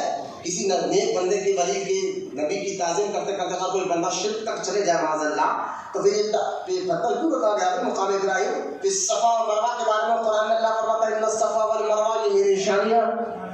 صفا اور مروہ دو پہاڑ ہے نا جہاں پر حاجی یا عمرہ کرنے والا 7 چکر کرنا اس کے لیے عبادت ہے نا, تو یہ پہاڑوں کو اللہ اپنی نشانی کیوں کہہ رہا؟ اس پتھر کو جس پتھر پہ ابراہیم علیہ السلام کھڑے تھے اس کو اپنی نشانی کہہ رہا ہے یہ میری نشانی بھی ہے. سارے مسلمانوں اللہ کہہ رہا ہے اس کی تعظیم کرو. جب اللہ اپنے نیک بندوں کے قدموں کی نشانی کی تعظیم کرنے کا حکم دے رہا ہے تو اللہ کے نیک بندوں کی تعظیم سے اللہ کتنا راضی ہوگا, ان کی محبت سے اللہ کتنا راضی ہوگا, کیسے راضی؟ بالکل راضی ہوگا. تو یہ تعظیم ہے, یہ کہتا نہیں تعظیم, لہذا تعظیم مت کرو شرک ہو جائے گا, ادب مت کرو شرک ہو جائے گا, وسیلہ مت مانو شرک ہو جائے گا. میں نے کہا ٹھیک ہے بھائی, آپ قرآن پاک میں سورہ بقرہ میں اللہ تعالیٰ فرماتا ہے انی جاعل فی الارض خلیفہ. یہ سورہ بقرہ کی آیت میں نے پڑھی ہے, انی جاعل فی الارض خلیفہ. اللہ ارشاد فرماتا ہے کہ اے فرشتوں میں اپنا زمین پر نائب اپنا خلیفہ بھیجنا چاہتا ہوں. سبحان اللہ. اللہ فرماتا فرشتوں سے مشورہ لے رہا ہے, اس کا ذکر قرآن پاک میں بہت بڑی آیت ہے. اللہ آدم علیہ السلام کو بنانے سے پہلے فرشتوں سے مشورہ لے رہا ہے. اللہ فرشتوں سے شامل کرنا, اللہ فرشتوں سے, اور اللہ کو کسی کے مشورے کی ضرورت نہیں ہے. یہ بھی اس بات ذہن میں رکھیں, اللہ تعالیٰ کو کسی کے مشورے کی ضرورت نہیں. اللہ فرماتا ہے میں کن کہتا ہوں, اگر کسی چیز کا بنانا ہے کا ارادہ میرا ہوتا ہے, میں کن کہتا ہوں ہو جاتا وہ چیز ہو جاتی ہے. ہم نے کہا مولا اگر تجھے کسی کے مشورے کی ضرورت نہیں, کیونکہ اللہ الصمد, اللہ بے نیاز ہے. بھائی اللہ تعالیٰ کو یہ کہ یہ مت بناؤ یہ مت بناؤ, اللہ کا تعالیٰ الصمد میں بے نیاز ہوں, میں تو جو چاہتا ہوں وہ ہوتا ہے. جب اللہ جو چاہتا ہے وہ ہوتا ہے, اللہ کو کسی مشورے کی ضرورت نہیں ہے, تو ہم نے کہا یا اللہ پھر یہاں تو نے مشورہ کیوں لیا؟ سبحان اللہ. کیا حکمت میں آپ کو بتانا چاہتا ہوں, کچھ وجہ بتانا چاہتا ہوں کہ ورنہ اللہ کو فرشتوں سے پوچھنے کی ضرورت نہیں تھی, لیکن ضرورت نہیں تھی کہ پوچھا کیوں اور پوچھ کر قرآن میں ذکر کیوں کیا؟ تو اللہ پاک فرماتا ہے اس کے پیچھے بڑی حکمت ہے. مولا وہ حکمت کیا ہے؟ تو اللہ فرماتا ہے میرے بندے میں تم سب کو بتانا یہ چاہتا ہوں, میں رب ہو کر فرشتوں سے مشورہ لے کر کام کر رہا ہوں, مشورہ لے رہا ہوں تاکہ میرے بندوں کو یہ سبق مل جائے. کوئی اچھے کام کرنے سے پہلے اچھے لوگوں سے مشورہ لینا اللہ کی سنت ہے. ہم کوئی اچھا کام کرتے نا اچھے لوگوں سے, فرشتہ صفت لوگوں سے, جو نیک ہو, پارسا ہو, اللہ کا خوف دلوں میں رکھتے ہو, خوف خدا دل میں رکھتے ہو, ایسے لوگوں سے کسی اچھے کام کا مشورہ کرنا یہ اللہ کی سنت ہے. مشورہ اب دشمنوں سے نہیں کیا جاتا, بے خلوں سے نہیں کیا جاتا, اور خاص طور فاسق اور فاجر جو بے نمازی ہو, شرابی ہو, جوابی ہو, اس سے تو مشورہ نہیں لینا چاہیے. یہاں فرشتوں سے اللہ نے مشورہ لیا تو ہمیں سبق یہ ملا کہ جو فرشتہ صفت انسان ہو، جو نیک ہو، پارسا ہو، تقوی والا ہو، خوف خدا رکھنے والا ہو، آخرت کا ڈر رکھنا ہو، ایسے لوگوں سے کوئی اچھا کام شروع کرنے سے پہلے مشورہ لے کر کام کرنا. اس لیے برسوں سے مسلمان میں یہ طریقہ رائج رہا ہے، کچھ بھی کام کرنے سے پہلے اپنے پیر سے پوچھ لو، کچھ کام کرنے سے پہلے اپنے استاد سے پوچھ لو، کچھ کام کرنے سے پہلے مسجد کے مولوی صاحب سے پوچھ لو. یہ طریقہ رہا ہے کیونکہ اللہ کی سنت ہے تو ہمیں سمجھانا چاہتا ہے. تو سنیں اب ایک تو یہ بات، یہ لوگ کہہ رہے ہیں وسیلہ کوئی ضرورت ہی نہیں ہے، وسیلہ بناؤ گے تو پھر تعظیم. یہ لوگ پہلے وسیلہ مانتے تھے مورتیوں کے، بعد میں ان کی عبادت کرنے لگے. تم بھی پہلے وسیلہ مانو گے، بعد میں عبادت کرنے لگے. میں نے کہا یہ غلط مت مانو. الحمدللہ اگر سنی کا ایک عام پڑھا لکھا آدمی جو زیادہ علم نہیں رکھتا ہے، اس کو پکڑ کر ہی پوچھو تو ولی تو دور کی بات ہے، غوث اعظم تو دور کی بات ہے، اس سے پکڑ کر پوچھو تیرا عقیدہ نبی کے بارے میں کیا ہے، تو وہ کہے گا وہ عبدہ و رسولہ، میں ان کا اللہ کا بندہ اس کا رسول مانتا ہوں. ایک عام بندہ جو علم نہیں رکھتا اس کو بھی معلوم ہے عبادت صرف اللہ کی کرنا چاہیے. تو ہم یہ وسیلہ ہمیں شرک تک نہیں لے جا سکتا. اگر لے جاتا پھر قرآن میں اللہ فرماتا میں انی جاعل فی الارض خلیفہ، میں آدم علیہ السلام کو اپنا نائب بنانا چاہ رہا ہوں، خلیفہ بنایا. سبحان اللہ. اچھا مجھے ایک بات بتائیے، یہاں ایک اور سوال اٹھتا یہ ہے کہ خلیفہ بنانے کی، نائب بنانے کی ضرورت کیوں پڑتی ہے؟ کیوں ضرورت پڑتی ہے بھائی؟ اگر میں ہوں تو میں نے اپنا نائب امام صاحب کو بنا دیا، ٹھیک ہے، ضرورت کیوں پڑی؟ بھلے اگر کسی وجہ سے میں نہیں آ سکا تو یہ میری جگہ یہ کام کریں گے. ایک تو وجہ یہ ہے، ٹھیک ہے. دوسری وجہ اگر میں کہیں جو ہے میں بیمار پڑ گیا تو یہ سنبھالیں گے، تو وجہ یہ ہے نائب بنانے کی، ٹھیک ہے. اور تیسری وجہ کیا ہے، اگر میں چلا جاؤں مر جاؤں تو یہ سنبھالیں گے. کہیں جانے پر بھائی میں جا رہا ہوں کچھ کام سے دور، آپ سنبھالیے، بیان بھی آپ کریے، امامت بھی آپ کریے کیونکہ آپ میرے نائب ہیں. یا اگر میں بیمار پڑ گیا، کچھ طبیعت خراب ہو گئی تو لہٰذا آپ سنبھالیے. یا میں مر گیا تو لہٰذا آپ آگے بڑھائیے اس کام کو، ہے نا. یہی وجہ معلوم ہو رہی ہے. اب مجھے بتائیے اللہ تعالیٰ کے جانے سے پاک،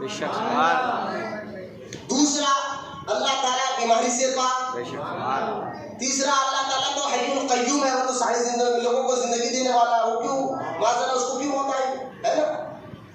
اب تین وجہ معلوم ہوتی ہے نائب بنانے کی، اور کیا وجہ مجھے بتائیں. اپنا نائب بنانے کی تین ہی وجہ ہمیں سمجھ میں آ رہی ہے، اور اللہ ان تینوں وجہوں سے پاک ہے. اللہ ان تینوں وجہوں سے پاک ہے. مولا پھر تو یہ ہر کیونکہ اللہ ہر عیب سے پاک ہے، پھر ذریعہ اور نائب بنایا کیوں ہے؟ تو اللہ فرماتا ہے میرے بندو جو میرا رواب ہے، جو میرا جلال ہے، جو میری قدرت ہے، وہ تم برداشت نہیں کر سکتے جو ڈائریکٹ تم پر اتارو، لہذا میں ایک ایسے سینے کو مضبوط بنا دیتا ہوں جو میرے جلال کو اور میری قدرت کو برداشت بھی کرتا ہے، جس کا تعلق میرے سے بھی ہوتا ہے اور میرے بندوں سے بھی ہوتا ہے. اسی کو تو نبی کہا جاتا ہے، اسی کو رسول کہا جاتا ہے. ایک تو وجہ یہ ہے کہ ہم ڈائریکٹ اللہ کی قدرت اور طاقت اس کی نورانیت کو برداشت نہیں کر سکتے. اب اس کی دلیل کیا ہے؟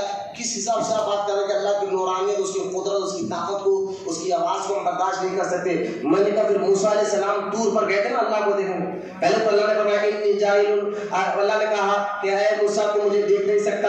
موسیٰ علیہ السلام لاڑ گئے تھے اللہ کے، کہا مولا دیکھنا چاہتا ہوں. اللہ تعالیٰ نے ایک اپنی نورانیت کا ایک جلوہ ظاہر فرمایا. موسیٰ علیہ السلام غش کھا کر طور کے پہاڑ پر نیچے گر گئے اور دیکھ نہیں سکے. میں نے کہا نبی سے ولی سے زیادہ طاقتور نبی ہوتا ہے، اس کا سینہ مضبوط ہوتا ہے، اور نبیوں میں سب سے زیادہ طاقتور رسول ہوتا ہے. تو موسیٰ علیہ السلام نبی بھی ہے، اللہ کے رسول بھی ہے. جب وہ رب کے جلوے کو برداشت نہیں کر سکے، ان کا سینہ برداشت نہیں کر سکا، تم کیا برداشت کرو؟ تو لہٰذا ایک تو یہ کہ ذریعہ اس لیے بنا جاتا ہے کہ ڈائریکٹ ہم اللہ کو نہیں دے سکتا. اللہ اپنے نبیوں کو طاقت دیتا ہے، مضبوط اللہ دیتا ہے. وہ دیتا ہے. یہ نبیوں کے پاس جو طاقت ہے، مضبوطی ہے، خود سے نہیں ہے، اللہ نے ان کو عطا فرمایا. یہ بھی ذہن کیا اللہ ان کو دیتا ہے. اب اس کو اور آسان کر کے میں بتا دوں، بارش اللہ برساتا ہے، ذریعہ ابر کو بنا دیتا ہے، بھوک اللہ مٹاتا ہے، ذریعہ روٹی اور اناج کو بنا دیتا ہے. ارے ہوا، ہمیں آکسیجن کی ہمیں ضرورت ہے، اللہ تعالیٰ ہوا بھیجتا ہے، لیکن جو ہے نا آکسیجن کے ذریعہ ہوا کو بنا دیتا ہے.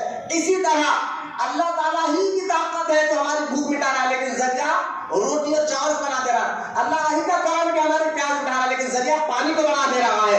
اللہ ہی تعالیٰ بارش برسانے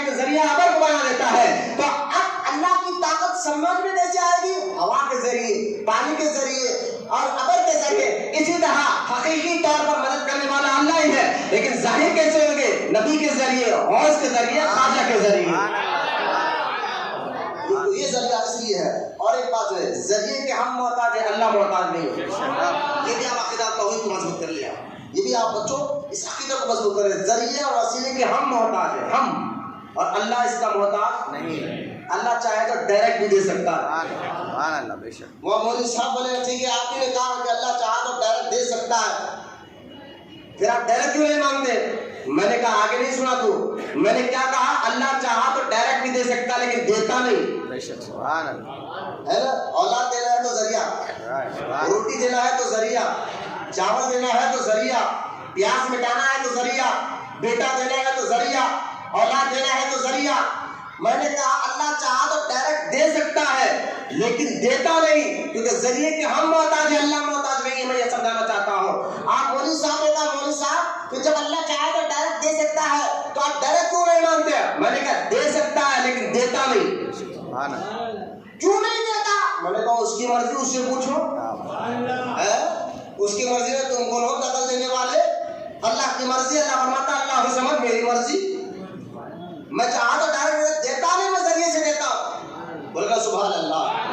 تو لہٰذا اگر ذریعے کو نکال دو گے تو پھر قرآن کی آیتوں کا انکار کرنا پڑے گا، ہے نا؟ قرآن میں جو آیتیں آئی ذریعے اور وسیلے کے، پھر اس آیت کا معنی کیا نکالو گے مولوی صاحب؟ میں لڑائی اور جھگڑے کی بات نہیں کر رہا ہوں جو وہ کتابوں میں، اب جہاں کتابوں میں لکھتے ہیں بکتے تو ہمیں بولنا پڑتا ہے۔ تم کتابوں میں لکھے تو مجرم نہیں، تم لوگوں کو شرک کا فتویٰ لگاتے تو مجرم نہیں، اور ایک سنی عالم ٹائپ کا لوگوں کے خلاف، لوگوں کو بتا لوگوں یہ وہابی ہے، یہ وہابی ہے، اس سے بچے تو ہم مجرم ہے۔ یہ کیا ہوگا؟ یہ تو وہی کہاوت جو ہمارے حیدرآباد میں الٹا چور کوٹوال بلاتے ہیں، ان کی حرکت یہ ہو گئی نا، تو کئی لیڈروں، کوئی پہلوانوں کو روڈیوں کے باہر جو آج ذہن دیا جا رہا ہے، سو بھی ہو جاؤ، مل کر رہو۔ میں نے کہا بھائی خوشبو اور بدبو کبھی ایک نہیں ہو سکتے، دن اور رات کبھی ایک ہو سکتا ہے؟ خوشبو اور بدبو ایک ہو سکتی ہے؟ تو عاشقان رسول اور غداران رسول کیسے ہو سکتے ہیں؟ کیا مثال دینا چاہتے ہو؟ میں کہتا ہوں روڈیو بناؤ، کم سے کم تم دنیا میں ہو نا، ہرس کر رہے ہو، لالچ کر رہے ہو، مرو گے نا، خبر میں جاؤ گے تو وہاں کیا منہ دکھاؤ؟ ہمیں مرنا ہے اور یہ چہرہ حضور کو دکھانا ہے۔ خبر میں نہ روڈی آنے والا ہے، نہ پہلوان آنے والا ہے، نہ رشتہ دار آنے والے ہیں، خبر میں ہمارے آقا علیہ السلام کی تشریف آنے والی ہے۔ ان کو چہرہ دکھانا ہے، میرے آقا کہیں گے کہ میرا دیوانہ تھا کہ میں مر گیا لیکن کسی غدار کے، میرے غدار کے ہاتھ میں ہاتھ نہیں دیا۔ یہ ہمارے مزاج ہونا چاہیے، یہ ہماری سوچ اور فکر پیدا کرو بچوں کہ آج جو ذہنوں میں سب کو لے جا کے چلو وہ توحید کا انکار کرنے والا جو ہمیں شرک کا فتویٰ لگا وہ بھی صحیح ہے، تم بھی صحیح ہو، سب صحیح ہے۔ میں نے کہا وہ لیڈر صاحب پھر آپ الیکشن میں وہ پارٹی غلط ہے، یہ پارٹی غلط ہے، یہ کیوں بولتے ہو؟ بولے کرسی کے لیے بولتے، تم کرسی کے لیے بولو، ہم ایٹل کرسی کے لیے بولا کرتے ہیں۔ اور اب آج ایک نئی چال چلائی جا رہی ہے کہ ہمیں کافروں سے ڈرایا جا رہا ہے، دیکھو ان کے پاس حکومت ہے، دیکھو ان کے پاس پاور ہے، دیکھو ان کے پاس پیسہ ہے۔ آج تم لوگ آپس میں یوں کر رہے ہو، ان سے ڈرو ڈرو، پیسہ ان کے پاس، حکومت ان کے پاس، دولت ان کے پاس،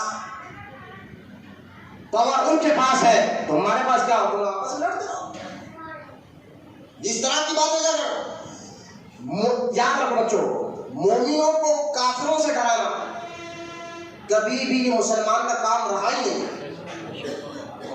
آپ سورہ منافقون 28 پارہ اٹھا کر دیکھیں، سورہ بقرہ کی آخری کے 13 آیتیں پڑھ کر دیکھیں آپ، اللہ تعالیٰ خود منافقوں کی عادت بتا رہا ہے۔ منافقین تھے جو حضور کے دور میں جو مسلمان صحابہ کو کہتے تھے ان سے ڈرو، دولت ان کے پاس ہے، پیسہ ان کے پاس ہے، حکومت ان کے پاس ہے، سب ان کے پاس ہے، تم کیا کر سکتے ہو؟ یہ گولی مومن کی نہیں تھی، منافقوں کی تھی، جو آج لیڈر بولتے ہیں، جو آج کے پہلوانا بول رہے ہیں، جو آج کے روڈیا بول رہے ہیں۔ ارے ڈر صرف اللہ کا رکھو، خوف صرف اللہ کا رکھو۔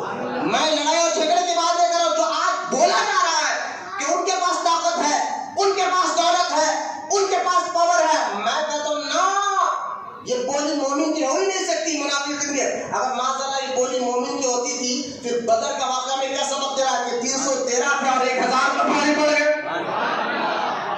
ان کے پاس کیا طاقت تھی جو 313 مسلمان تھے؟ وہ صرف اللہ پر رسول پر بڑے سچے یقین رکھتے تھے. اگر جب تک اللہ نہ چاہے تو موت آ ہی نہیں سکتی. جب تک اللہ نہ چاہے تو ہمیں کوئی ہمارا بال بھی بینگا نہیں کر سکتا. یہ مزاج یہ سوچ تم اپنے اندر میں لاؤ تو انشاءاللہ آپ کے سینوں سے آپ کے دل سے کافروں مشرکوں کا ڈر لیڈروں کا ڈر نکل جائے گا اور ایک خوف آئے گا وہ اللہ کا خوف جو میں آ کر بس جائے گا. ڈر صرف اللہ کا, خوف صرف اللہ کا, آخرت کا خوف رکھو یار. کیا ان کے باتوں میں آ کر خیر بات بہت دور چلے گئے. تو ذریعہ اور وسیلہ اگر دیکھیں آپ میں ایک چیز میں آپ کو بتانا چاہتا ہوں, ذرا اس کو ذرا غور سے سنو. یہ غلطی کیا کرتے ہیں اور آیت کا معنی اور ترجمہ کس طرح بدل دیتے ہیں اور بدل کر آج جو بڑھا جا رہا ہے. ان کی سب سے بڑی پلاننگ کیا ہے جانتے ہیں وہابیوں کی؟ ہمارے انڈیا میں سب سے پہلے قرآن کی آیتوں کا غلط ترجمہ کر کر غلط معنی کرنے والے کا نام مولوی اسماعیل دہلوی. اسماعیل دہلوی اس نے سب سے پہلے بیچ بوئی اور آپس میں مسلمانوں کو لڑا اور اس کتاب کو جو لکھی اور جس کے لکھنے پر انڈیا بھر میں آپس میں مسلمان لڑے. انڈیا بھر میں یہ کب کی بات ہے؟ آج سے 100 سال پرانی 150 سال پرانی بات ہے. ورنہ آج سے 150 سال پہلے تک بھی انڈیا میں کسی وہابی جماعت کا عروج نہیں تھا. میں پھر کہہ رہا ہوں میرے باتوں کو کوئی سیاسی رنگ نہ دے, نہ میری باتوں کا آپ کوئی غلط مطلب نکالے کہ آپ یہ کیا بات کر رہے ہیں. میں آپ کو ایک تاریخ بتا رہا ہوں. اچھا بندہ کوئی تاریخ پہ بات کرے گا تو جو ہے وہ بات بولے گا نا. میں صرف تاریخ بتا رہا ہوں, آپ اس کو ذرا سنجیدگی سے غور سے سنیں, سمجھے میں کیا کہنا چاہتا ہوں. پھر اس کے بعد آپ فیصلہ کریں کہ صحیح اور غلط ہو. اللہ آپ کو اس فیصلہ کرنے کی سمجھ طاقت عطا فرمائے. انڈیا میں آج سے 150 سال پہلے تک یہ جتنی جماعتیں ہیں, چاہے تبلیغی جماعت ہو اہل حدیث, میں برا نہیں کر رہا ہوں. اگر نبی کا گستاخ ہے تو ہم تو ہمارے پیر کی دھول بھی نہیں سمجھتے. ٹھیک ہے, اس کو چاہے وہ کتنا بڑا مولوی کیوں نہ ہو. ہمیں استارا دے تو آج کہ تمہارے سنیاں جو ہے نا پیروں کے ہاتھ چوم رہے پیر چوم رہے. اب تو ایک بیچ میں ایک ویڈیو زیادہ وائرل ہوئی, ایک لڑکی کی, ایک بچی کی, ایک عورت کی, اور اس عورت نے ہاتھ بھی چومائے بچے کو اور سینے سے لگا. تو کچھ وہاں بھی بداخلہ گھوم پھر کر وہ ویڈیو وائرل کر رہے ہیں گروپوں میں, فیس بک پر, واٹس ایپ پر, یوٹیوب پر کہہ رہے ہیں. اور ایک تو چینل والا ہے وہ بھی کہہ رہا ہے کہ دیکھو سنی علماء درگاہوں میں جانے کو روکتے نہیں, مرید بننے سے روکتے نہیں. آج یہ حال ہوگا کہ ایک عورت جو ہے مرد کے گلے لپٹ رہی ہے, ہاتھ چوم رہی ہے. ہم نے کہا پہلے تو اس کی تحقیق کی گئی, بعد میں ہمیں پتہ چلا وہ جو خاتون آپ نے سے دیکھا ہوگا بہت سے ویڈیو جو وائرل ہو رہا ہے, جاننا ضروری ہے آپ کے لیے کہ ہو کیا رہا ہے. پہلے تو یہ میں جواب دیتا ہوں. اس کے بارے میں تحقیق کی گئی کہ وہ عورت جو ہے ڈاکٹر صاحبہ ہے اور وہ مدرسے کی اوپننگ کر رہی تھی اور ان کا وہ میرا بھائی تھا جس سے وہ گلے لپٹ رہی تھی. لیکن ان سے فون کیا گیا, رابطے میں لایا گیا. انہوں نے الحمدللہ اسی وقت توبہ کی گئی کہ آج کے بعد میں ویڈیو نہیں بناؤں گی اور ایسی حرکت نہیں کروں گی. محبت سے سبحان اللہ. ایک تو انہوں نے توبہ کر لی ان کے, ایک تو یہ اب ان کے ذریعے سے سنیوں پر توبہ لگانا, جو صحیح پیر ہیں ان کے بارے میں توبہ لگانا جو آپ کر رہے ہیں, بہت وائرل کر رہا ہے ویڈیو. تو میں بتاتا ہوں دیکھو وہابیوں میں اور ہمارے میں فرق کیا ہے. ایک بات بتاتا ہوں, یہ لوگ ہمارے وہابی ہے نا, تم درگاہ میں جا کر یہ کر رہے وہ کر رہے, تو کم چند جاہل بچوں کی غلطیوں کو پکڑ کر لوگوں نے وائرل کر دیا ویڈیو بنا کر کہ تو درگاہ میں لوگ سجدہ کر رہے ہیں, درگاہ میں لوگ مزار کا طواف کر رہے ہیں. میں آپ کو بتا دوں سجدہ کرنا اور درگاہ کا طواف کرنا یہ دونوں حرام ہے. بولے سبحان اللہ. ایک قانون بتا رہا ہوں میں آپ کو, جو لوگ آنکھ کے جن کے اثرات ہوتا ہے وہ پھر رہتے ہیں ان کو چھوڑ دیں, آپ نہ کرو. وہ لوگ تو اثرات جن نہ ہو وہ تو اپنے ہوش میں نہیں رہتے. لیکن میں بتا رہا ہوں درگاہ کا طواف کرنا, بازار کا, اور سجدہ کرنا, اور یقیناً سجدہ وہ خدا سمجھ کر تو ہو نہیں سکتا, وہ تعظیم کا سجدہ ہوتا ہے, ادب کا سجدہ ہوتا ہے. کہ بہت بڑے بزرگ نے سجدہ کر لیا. اور تعظیم کا سجدہ بھی شریعت میں حرام ہے. تعظیمی سجدہ بھی حرام اور طواف کرنا بھی حرام. ہم تو یہ کھلم کھلا بول رہے ہیں درگاہ میں, یہ ہر عالم بھی بولتا ہے. اور سنے فتاوائے رضویہ میں ہمارے اعلیٰ حضرت سے امام احمد رضا خان رضی اللہ تعالیٰ عنہ سے پوچھا گیا حضور مزار پر, دیکھیں سننے سے غور سے سنیں, مزار پر اگر ایک خلاف اڑا ہوا ہو تو کوئی بندہ لا کر دوسرا خلاف اڑاتا ہے تو صحیح کام کر رہا ہے. یہ سنیوں کے امام ہے. ہمارے پاس جو حق بولی جاتی ہے اعلیٰ نے فتویٰ دے کر فرمایا نا ایسا مت کرو. اگر ایک خلاف اچھا اور صاف ہے اور مزار پر اڑا ہوا ہے تو تم دوسرا غلاف مت اڑاؤ، کر دوسرے غلاف جو تم اڑانا چاہتے اس کا پیسہ اس ولی کے نام پر کسی غریب کو صدقہ کر دو.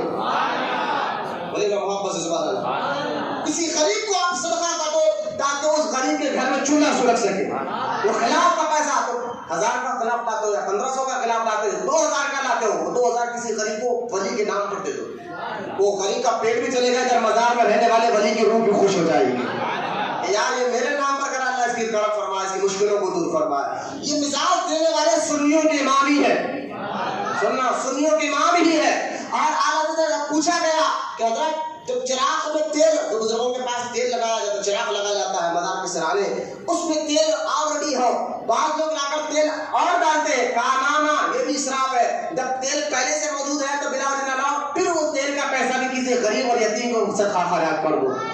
یہ ہمارے اہل سنت کے اماموں نے فتوا دیا ہے. خود اعلیٰ حضرت امام احمد رضا خان رضی اللہ تعالیٰ عنہ کے فتوا رضویہ سے میں نے آپ کو یہ جو مسئلے بتائے ہیں.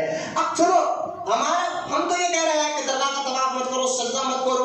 اور سجدہ اور عبادت والا نہیں، تعظیم والا سجدہ ہوتا ہے. یہ سارے چیزوں سے بچاتے ہیں ہمیں.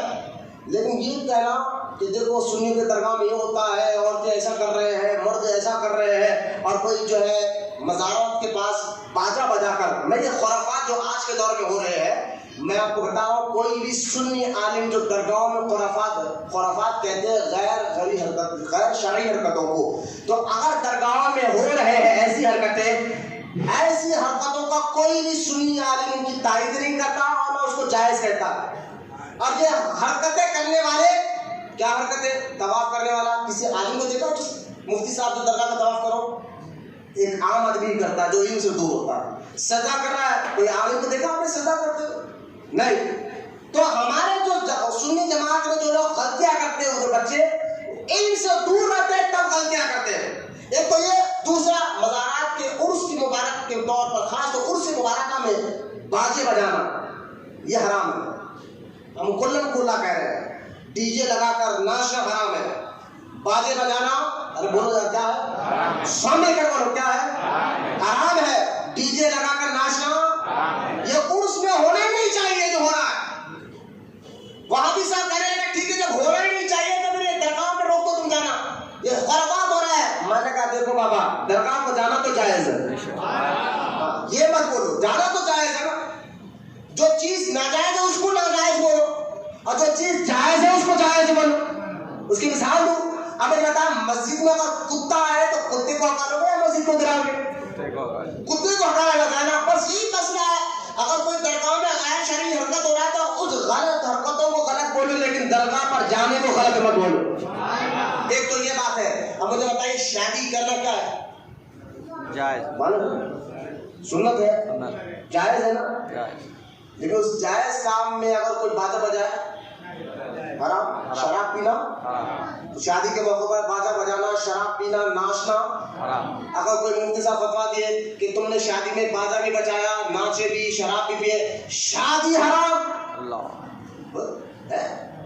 کوئی اگر بولا آپ کو آگے تو وہ بولے صاحب شادی جائز ہے، جو حرام ہے حرام کو اس کو غلط بولو، غلط کو. لیکن جو چیز جائز ہے، عرس کرنا جائز، مزار شریف پر آنا جائز، ان کی مزار پر پھول چڑھانا پیش کرنا جائز، چادر پیش کرنا جائز. اس کا طریقہ ہم نے بتا دیا، اس کے ذریعے آپ کو بتا دیے کہ حدود شرع میں رہ کر آپ درگاہ جائز زیارت کریں، یہ جائز ہے. اگر کوئی ان میں ناجائز کام کرا تو اس کو روکو، لیکن پورے درگاہ کو جانے کو مت روکو. یہ ہم آپ کو پہلے سے سمجھاتے جا رہے ہیں. آج بھی ہم کھلم کھلا کہہ رہے ہیں کہ اگر کوئی عرس کے مبارک کے موقع پر باجا بجاتا ہے، ناچتا ہے، گاتا ہے، حرام ہے، حرام ہے، اس سے ہمیں بچنا چاہیے. ٹھیک ہے. لیکن ناچنے والے گانے والے کوئی عالم نہیں ہوتے، یہ عام آدمی ہوتے. ایک بات ٹھیک ہے. اب غور کرے، وہاں بھی کہتے ہیں کہ دیکھو تمہارے سنی یہ کر رہے ہیں. میں کہتا ہوں دیکھو تمہارے دیکھنے میں اور ہمارے دیکھنے میں زمین آسمان کا فرق ہے. کیسا؟ بولے وہابیوں سب کہتے ہیں تم ہمارے سنی جماعت کے ان پڑھ لوگوں کی غلطیاں پکڑتے، جو بیچارے دین سے دور ہیں، جن کو معلومات نہیں ہے، ان پڑھ لوگوں کی غلطیاں پکڑتے. تمہاری یہ کمی ہے، اور ہم تمہارے مولویوں کی غلطیاں پکڑتے. آپ بچے جن کو اللہ عقل دے بات سمجھ رہے ہوگے، تم ہمارے سنی جماعت کے ان پڑھ اور جو دین سے دور ہے ان کی غلطیاں پکڑ کے دیتے دیکھو سنی ایسا کر رہا ہے، اور ہم تمہارے مولویوں کی غلطی پکڑ کے دیکھو وہابی ایسا کر رہا ہے۔ نظر میں فرق ہے بات، تم کس کو پکڑتے ہو؟ یہ ان پڑھ اور دین سے دور غلطی کرنے والے الگ ہے، اور چہرے پہ داڑھی رکھ کر سر پہ امامہ رکھ کر شرک شرک بولنے والے الگ ہوتے ہیں۔ ہاں یہ تمہارے، اب میں ان کے مولوی کی غلطی بتا رہا ہوں، ان کی جماعت کے، کیونکہ مولوی اسماعیل دہلوی نے سب سے پہلے ہندوستان میں بیج بوا وہابیت کا، ورنہ اگر آپ جو تاریخ بچے جانتے ہیں، دیش آزاد ہونے سے پہلے تک کوئی بھی پورے انڈیا میں دیش آزاد ہونے سے پہلے نہ تبلیغی جماعت کے نام کی کوئی جماعت تھی، نہ کوئی اہل حدیث نام کی کوئی جماعت تھی، نہ کوئی جو ہے جماعت اسلامی نام کی کوئی جماعت تھی 150 سال پہلے تک۔ آج سے 150 سال پہلے تک صرف 2 جماعتیں تھیں انڈیا میں اور پوری دنیا میں، ایک سنی جماعت اور دوسرا شیعہ جماعت۔ شیعہ جو صحابہ کے دور میں حضرت علی کے دور میں آتے اپنے آپ کو شیعہ علی کہتے تھے، بعد میں انہوں نے بہت غلطیاں کہ ابو بکر کو گالیاں دی، عمر کو گالیاں دی، اس کے بعد ان لوگ بھی جماعت سے نکل گئے، تو لہٰذا شیعہ اور سنی، اس لیے دیکھیں آپ وقف بورڈ بھی 2 ہی بنے ہوئے انڈیا میں، ایک سنی وقف بورڈ ہے ایک شیعہ وقف بورڈ ہے۔ اگر یہ لوگ بھی پرانے ہوتے جو کہہ رہے ہم صحیح ہیں ہم صحیح ہیں، تو تمہاری وقف بورڈ کہاں ہے؟ تم ہے نہیں، یہ تاریخ سمجھانا چاہتا ہوں بچوں۔ تو خیر مولوی اسماعیل دہلوی نے کیا کیا، ان لوگوں نے قرآن کی آیتوں کا معنی بدل دیا۔ کیا کر دیا؟ کیونکہ قرآن کی آیت جو عربی لفظ ہے اس کو کوئی بدل نہیں سکتا، اس کو کوئی تبدیل نہیں کر سکتا۔ پہلے دور میں توریت اتری، ان کے حضور نبی کے جانے کے بعد توریت میں بدلی لائی گئی، انجیل میں بدل دیا گیا، توریت کو بدل دیا گیا، زبور کو بدل دیا گیا، وہ اس دور کے لوگوں نے بدلا ہے، لیکن یہ قرآن کو کوئی بدل نہیں سکتا۔ کیوں؟ اللہ قرآن میں فرماتا ہے اس کی حفاظت کی ذمہ داری ہم نے اپنے ذمہ کرم پر لی ہے۔ اس کی ذمہ داری اللہ اپنے ذمہ کرم پر لے رہا ہو، اس کو کون دے سکتا ہے؟ لیکن قرآن کو سننا بچو، قرآن کو کوئی بدل نہیں سکتا، عربی لفظ کو کوئی بدل نہیں سکتا، لیکن ہاں غلطی کیا کرتے ہیں؟ قرآن کے معنی میں غلطی کرتے ہیں، ترجمے میں غلطی کرتے ہیں۔ اور آپ یاد رکھیں، اب ترجمہ میں آپ کو میں ایک ترجمے کی غلطی بتاتا ہوں آپ کو۔ ان لوگوں نے کیا کیا، یعبدون، عربی لفظ ہے یعبدون، یعبدون کا معنی ہے عبادت کرنا۔ کیا معنی ہے؟ عبادت کرنا۔ سن کیا معنی؟ بھائی سارے عربی ڈکشنری میں اگر آپ جا کر دیکھیں یعبدون، جہاں اللہ قرآن میں یعبدون کہتا ہے تو آپ اس کا معنی ڈھونڈو گے تو عبادت کرنا۔ کیا کرنا ہے؟ اب انہوں نے کیا کیا معلوم ہے؟ یعبدون کا معنی عبادت کرنا نہیں لکھا اپنی کتابوں میں، جہاں ترجمہ لکھا قرآن کا وہاں پر لکھا یعبدون، اللہ کو چھوڑ کر غیر کو پکارتے ہو۔ پکارنا، پکارنا کیا لکھا لوگوں نے؟ ہم غوث اعظم کو پکارتے ہیں۔ اب شرک لانا تھا ان کو، دھواں پھرا کر فتویٰ دینا تھا ان کو، تو عبادت کا معنی جہاں عبادت کا معنی آنا چاہیے آیت کا معنی، وہاں پر انہوں نے کہا پکارنا۔ یا کہہ کر تم یا غوث پکارتے ہو یا غریب نواز پکارتے ہو، اللہ قرآن میں اللہ کو چھوڑ کر غیر کو پکارنے والا مشرک۔ تم لوگ جو یہ کہا نا، ہم نے کہا دیکھو یہاں یہ لکھا ہوا ہے اللہ کو چھوڑ کر غیر کی عبادت کرنے والا مشرک، لیکن یہ معنی نہیں لکھا اللہ کو چھوڑ کر غیر کو پکارنے والا مشرک۔ میں نے کہا یہ اگر یہ بات چل تمہاری بات مان لو، اللہ کو چھوڑ کر غیر کو پکارنا شرک ہے، غیر کو پکارنا کیا ہے لوگ ہے؟ شرک ہے۔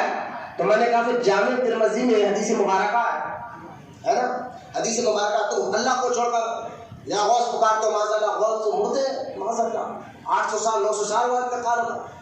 قبر والوں کو پکارنا یا قبر والوں کو مردہ کہنا یہ مومنوں کا طریقہ رہا ہی نہیں۔ سورہ یاسین پڑھ کر آپ دیکھیں اللہ فرماتا ہے قبر والوں کو مردہ کہنا، مر گئے مٹی میں مل گئے کہنا یہ مومنوں کا طریقہ نہیں تھا، یہ مکے کے کفار اور مشرکوں کا طریقہ تھا۔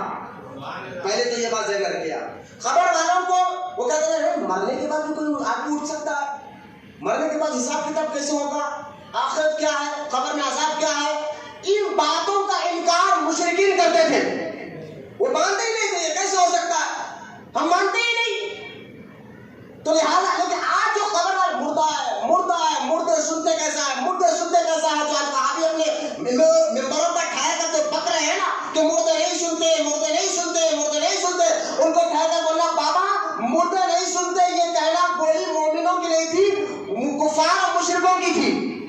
بے شک یہ بول مومنوں کے لیے تھی، اور خود بخاری شریف کی صحیح حدیث ہے، بولے سبحان اللہ، بخاری شریف کے صحیح حدیث ہے کہ جب مردہ یعنی آدمی کا انتقال ہوتا ہے تو اس کی روح خود کہتی ہے جلدی جلدی لے کے چلو، مر گئے نا ابھی روح کہہ رہی ہے چلو۔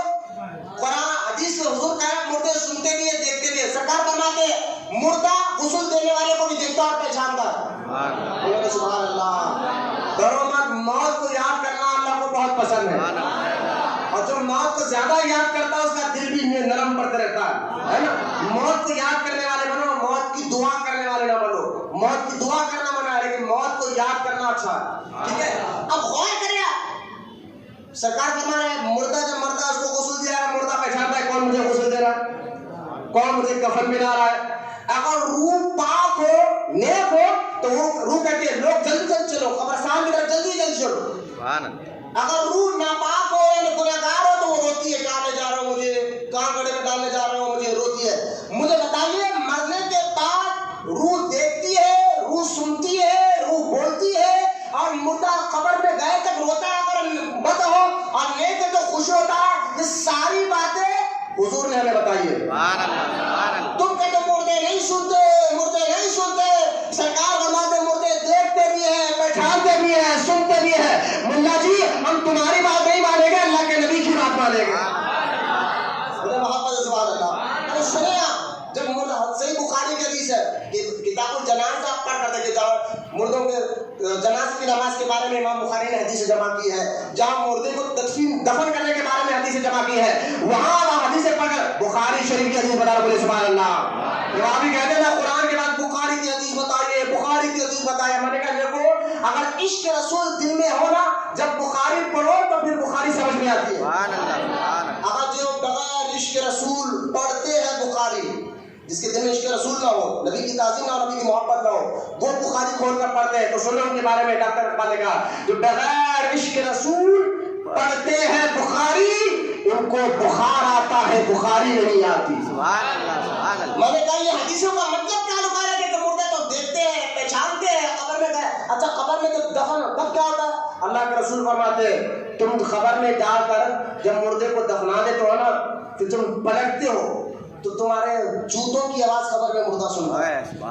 بولو یار سبحان اللہ، محبت سے بولو سبحان اللہ۔ تمہارے پلٹ کے جانے کی جوتوں کی آواز قبر کے اندر مٹا۔ وہ آدمی جب زندہ تھا تو قبر میں بیٹھے تو باہر والوں کی جوتوں کی آواز نہیں سن سکتا تھا، کیا بات ہے، باہر کون جا رہا ہے اس کے بعد، لیکن قبر میں جانے کے بعد مردہ ہے لیکن طاقت اتنی بڑھ گئی، ادراک اتنا بڑھ گیا، سوچ ایسی بڑھ گئی کہ اب وہ قبر میں رہ کر بھی لوگوں کی جوتوں کی آواز کو سن رہا ہے۔ میں کہہ رہا ہوں بولے نہیں، اب یہ بولو تو کہتے ہیں نہیں، تھوڑی دیر کے لیے اللہ روح ڈال دیتا ہے۔ جب مردہ جب غسل والے کو غسان کو دیکھتا ہے تھوڑی دیر کی روح ڈالتا ہے، پھر وہ مردہ چیختا ہے کہ مجھے کہاں لے کے جا، تھوڑی دیر کی روح ڈال دیتا ہے۔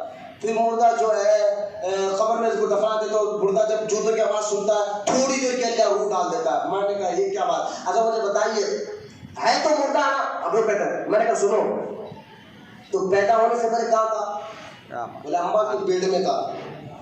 زندہ تھا یا مردہ؟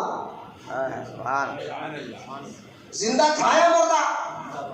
بولے نہیں مولانا وہاں تو زندہ تھا۔ کب تک تھا؟ بولے جب تک رہنا تھا جب تک تھا۔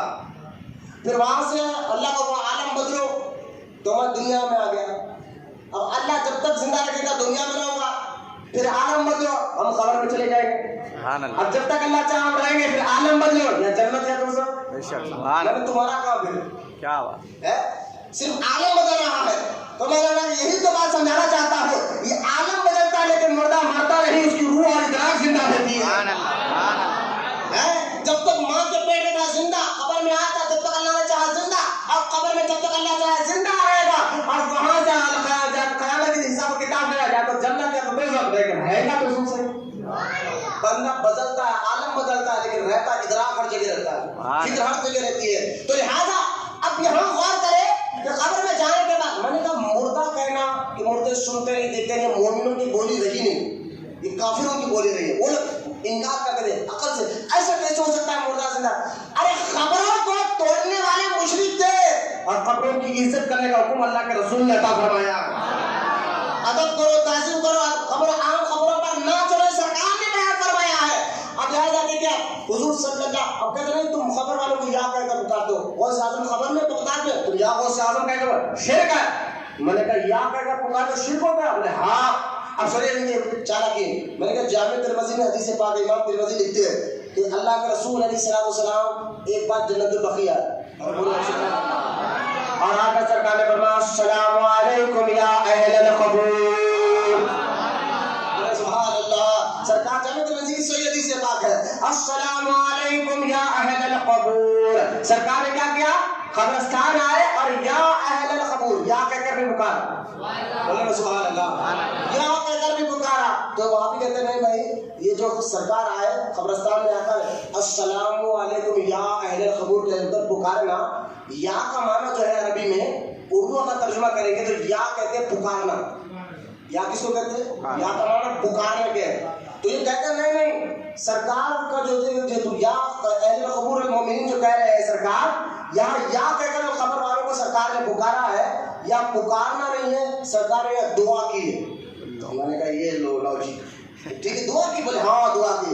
मैंने कहा सरकार खबर वालों के लिए दुआ करना ही होता तो घर में बैठ कर भी दुआ करते, दुआ करना होता तो कहीं बैठ के एक खास कब्रिस्तान आकर अस्सलामु अलैकुम या अहलल कबूर कहना।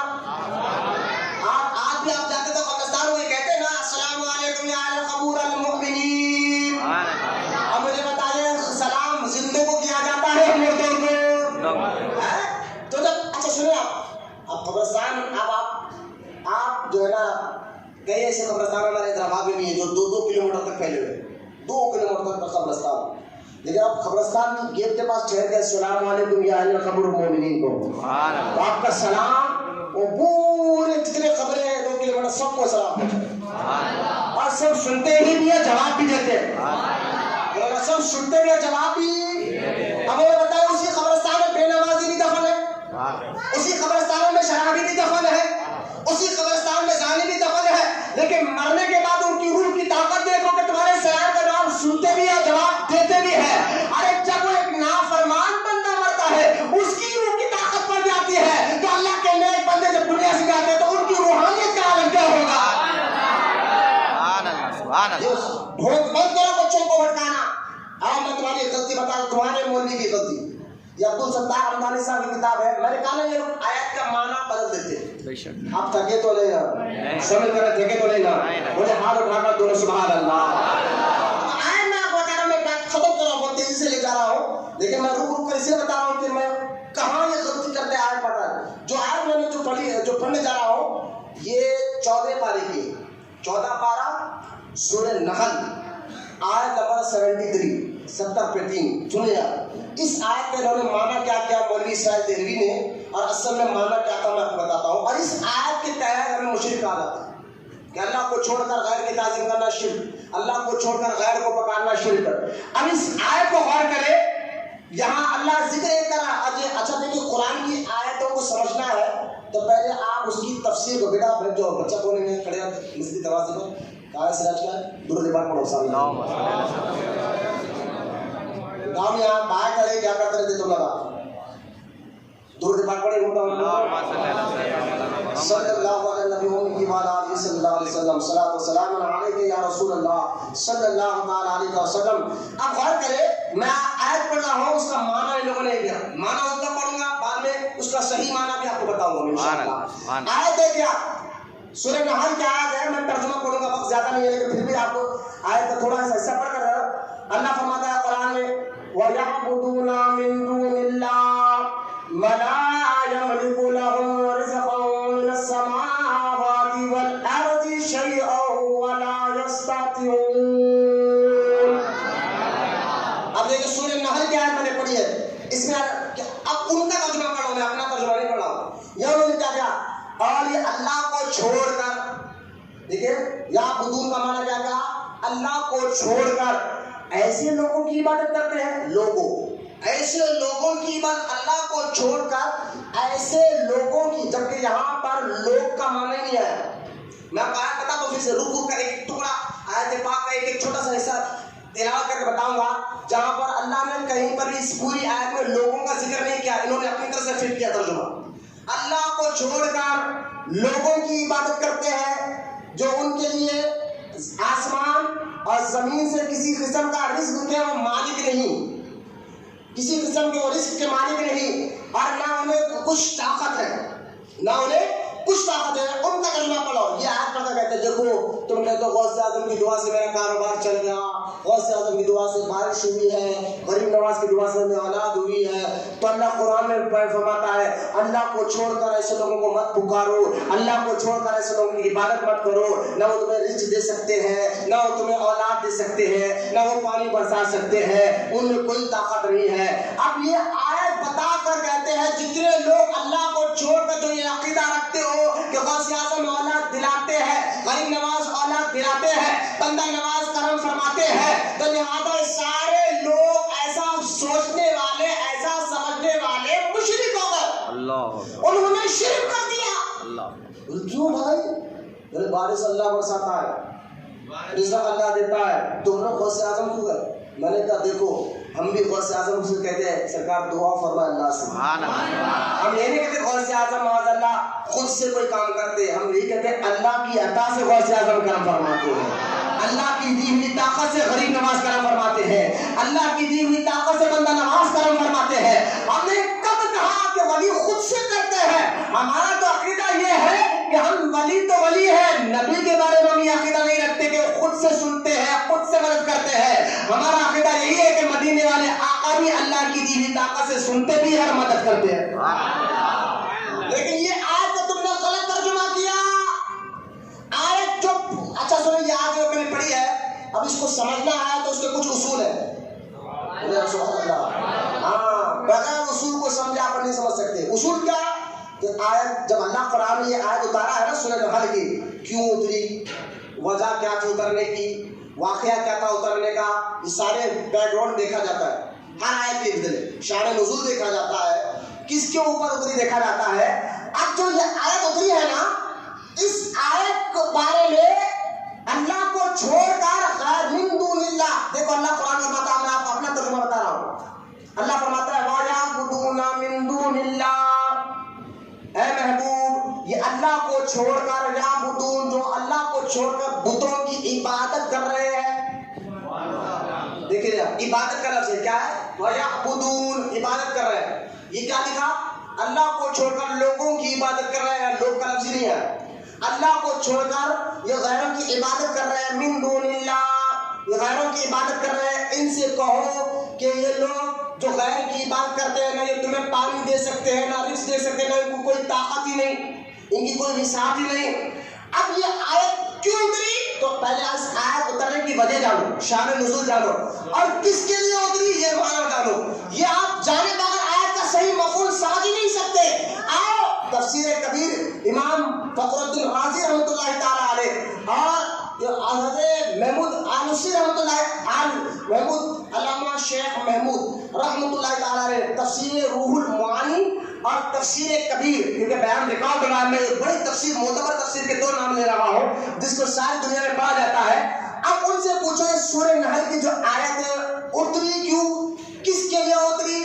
تو اللہ امام فخر الدین رازی رحمۃ اللہ تعالی علیہ فرماتے ہیں اصل میں یہ آیت بتوں کے لیے اتری، اور یہ آیت سے مراد مومن نہیں تھے، اللہ مومنوں حضور کے دور میں مسلمانوں سے نہیں کہہ رہا تھا، اللہ تعالیٰ حضور کے ذریعے کافروں سے یہ بات کر رہا تھا، مشرکوں سے یہ بات کر رہا تھا۔ توجہ کرے، اللہ مشرکوں کو کہہ رہا تھا محبوب ان سے کہو نا، ان سے کہو یہ اللہ کو چھوڑ کر غیر کی عبادت کرتے ہیں۔ یہ آیت اتری مشرکوں کے حق میں، کافروں کے حق میں، اور یہ آیت پڑھا جاتا ہے درگاہ پہ جانے والوں کے حق میں، مسلمانوں کے حق میں۔ میں کہتا ہوں اتنا بڑا جھوٹ تمہارے مولوی مانتے ہو، اتنی بڑی غداری آج کے مسلمانوں کے ساتھ کی جا رہی ہے، اور آپ مجھے بتائیے یہ اپنی کتاب میں جو چاہے لکھے، جو چاہے بولے، اور ہم خاموش ہیں، آپ لوگوں کے ایمان برباد ہونے دیں نا۔ اس لیے سنی عالم بیٹھ کر منبر پر کان میں ہی میدان میں بولنے کے عادی ہوتے ہیں، اور ان کی خباثت ہم نہیں بتائیں گے، ان کے نقصانات آپ کو نہیں بتائیں گے تو آپ بچیں گے کیسا؟ میں ہاتھ جوڑ کر ان لوگوں سے کہوں گا جو کہتے ہیں کسی کو برا مت بولو، سب کو لے کر چلو۔ میں کہتا ہوں یہ اگر تمہارے ماں باپ کو گالی دینے والے کو تم سلام نہیں کرتے، تم اس سے ہاتھ نہیں ملاتے، تم اس کی صحبت میں نہیں بیٹھتے، اور جو اللہ اور اس کے رسول کی شان میں گستاخیاں کرے، جو اولیاء اللہ کی شان میں گستاخیاں کرے، وہ ہمارا بھائی نہیں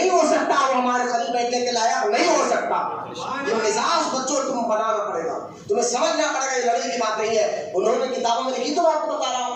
اب دیکھیے یہ آیت کیوں اتری؟ بتوں کے حق میں اور کافروں کے حق میں۔ کس لیے آیت اتری تھی؟ کافروں کے حق میں۔ کس کے لیے؟ اللہ اس آیت کے ذریعے کافروں کو سمجھا رہا تھا۔ اب مجھے پتا ہے یہ آیت اگر پڑھنا ہے تو مسلمانوں کے لیے پڑھی جائے گی یا کافروں کے لیے؟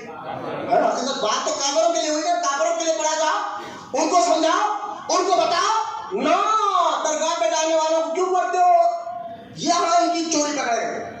مگر اللہ کو چھوڑ کر غیر کی جو ہے لوگوں کی عبادت کرتے ہیں۔ میں نے کہا تمہارے مولوی نے دھوکہ دیا تمہیں۔ اللہ نے پوری آیت میں دیکھو، جب بھی اللہ قرآن میں، سنو بچوں، جب بھی اللہ تعالیٰ قرآن میں لوگ کہتا ہے نا تو لوگوں سے کچھ بولنا چاہتا ہے تو یا ایھا الناس کہتا ہے۔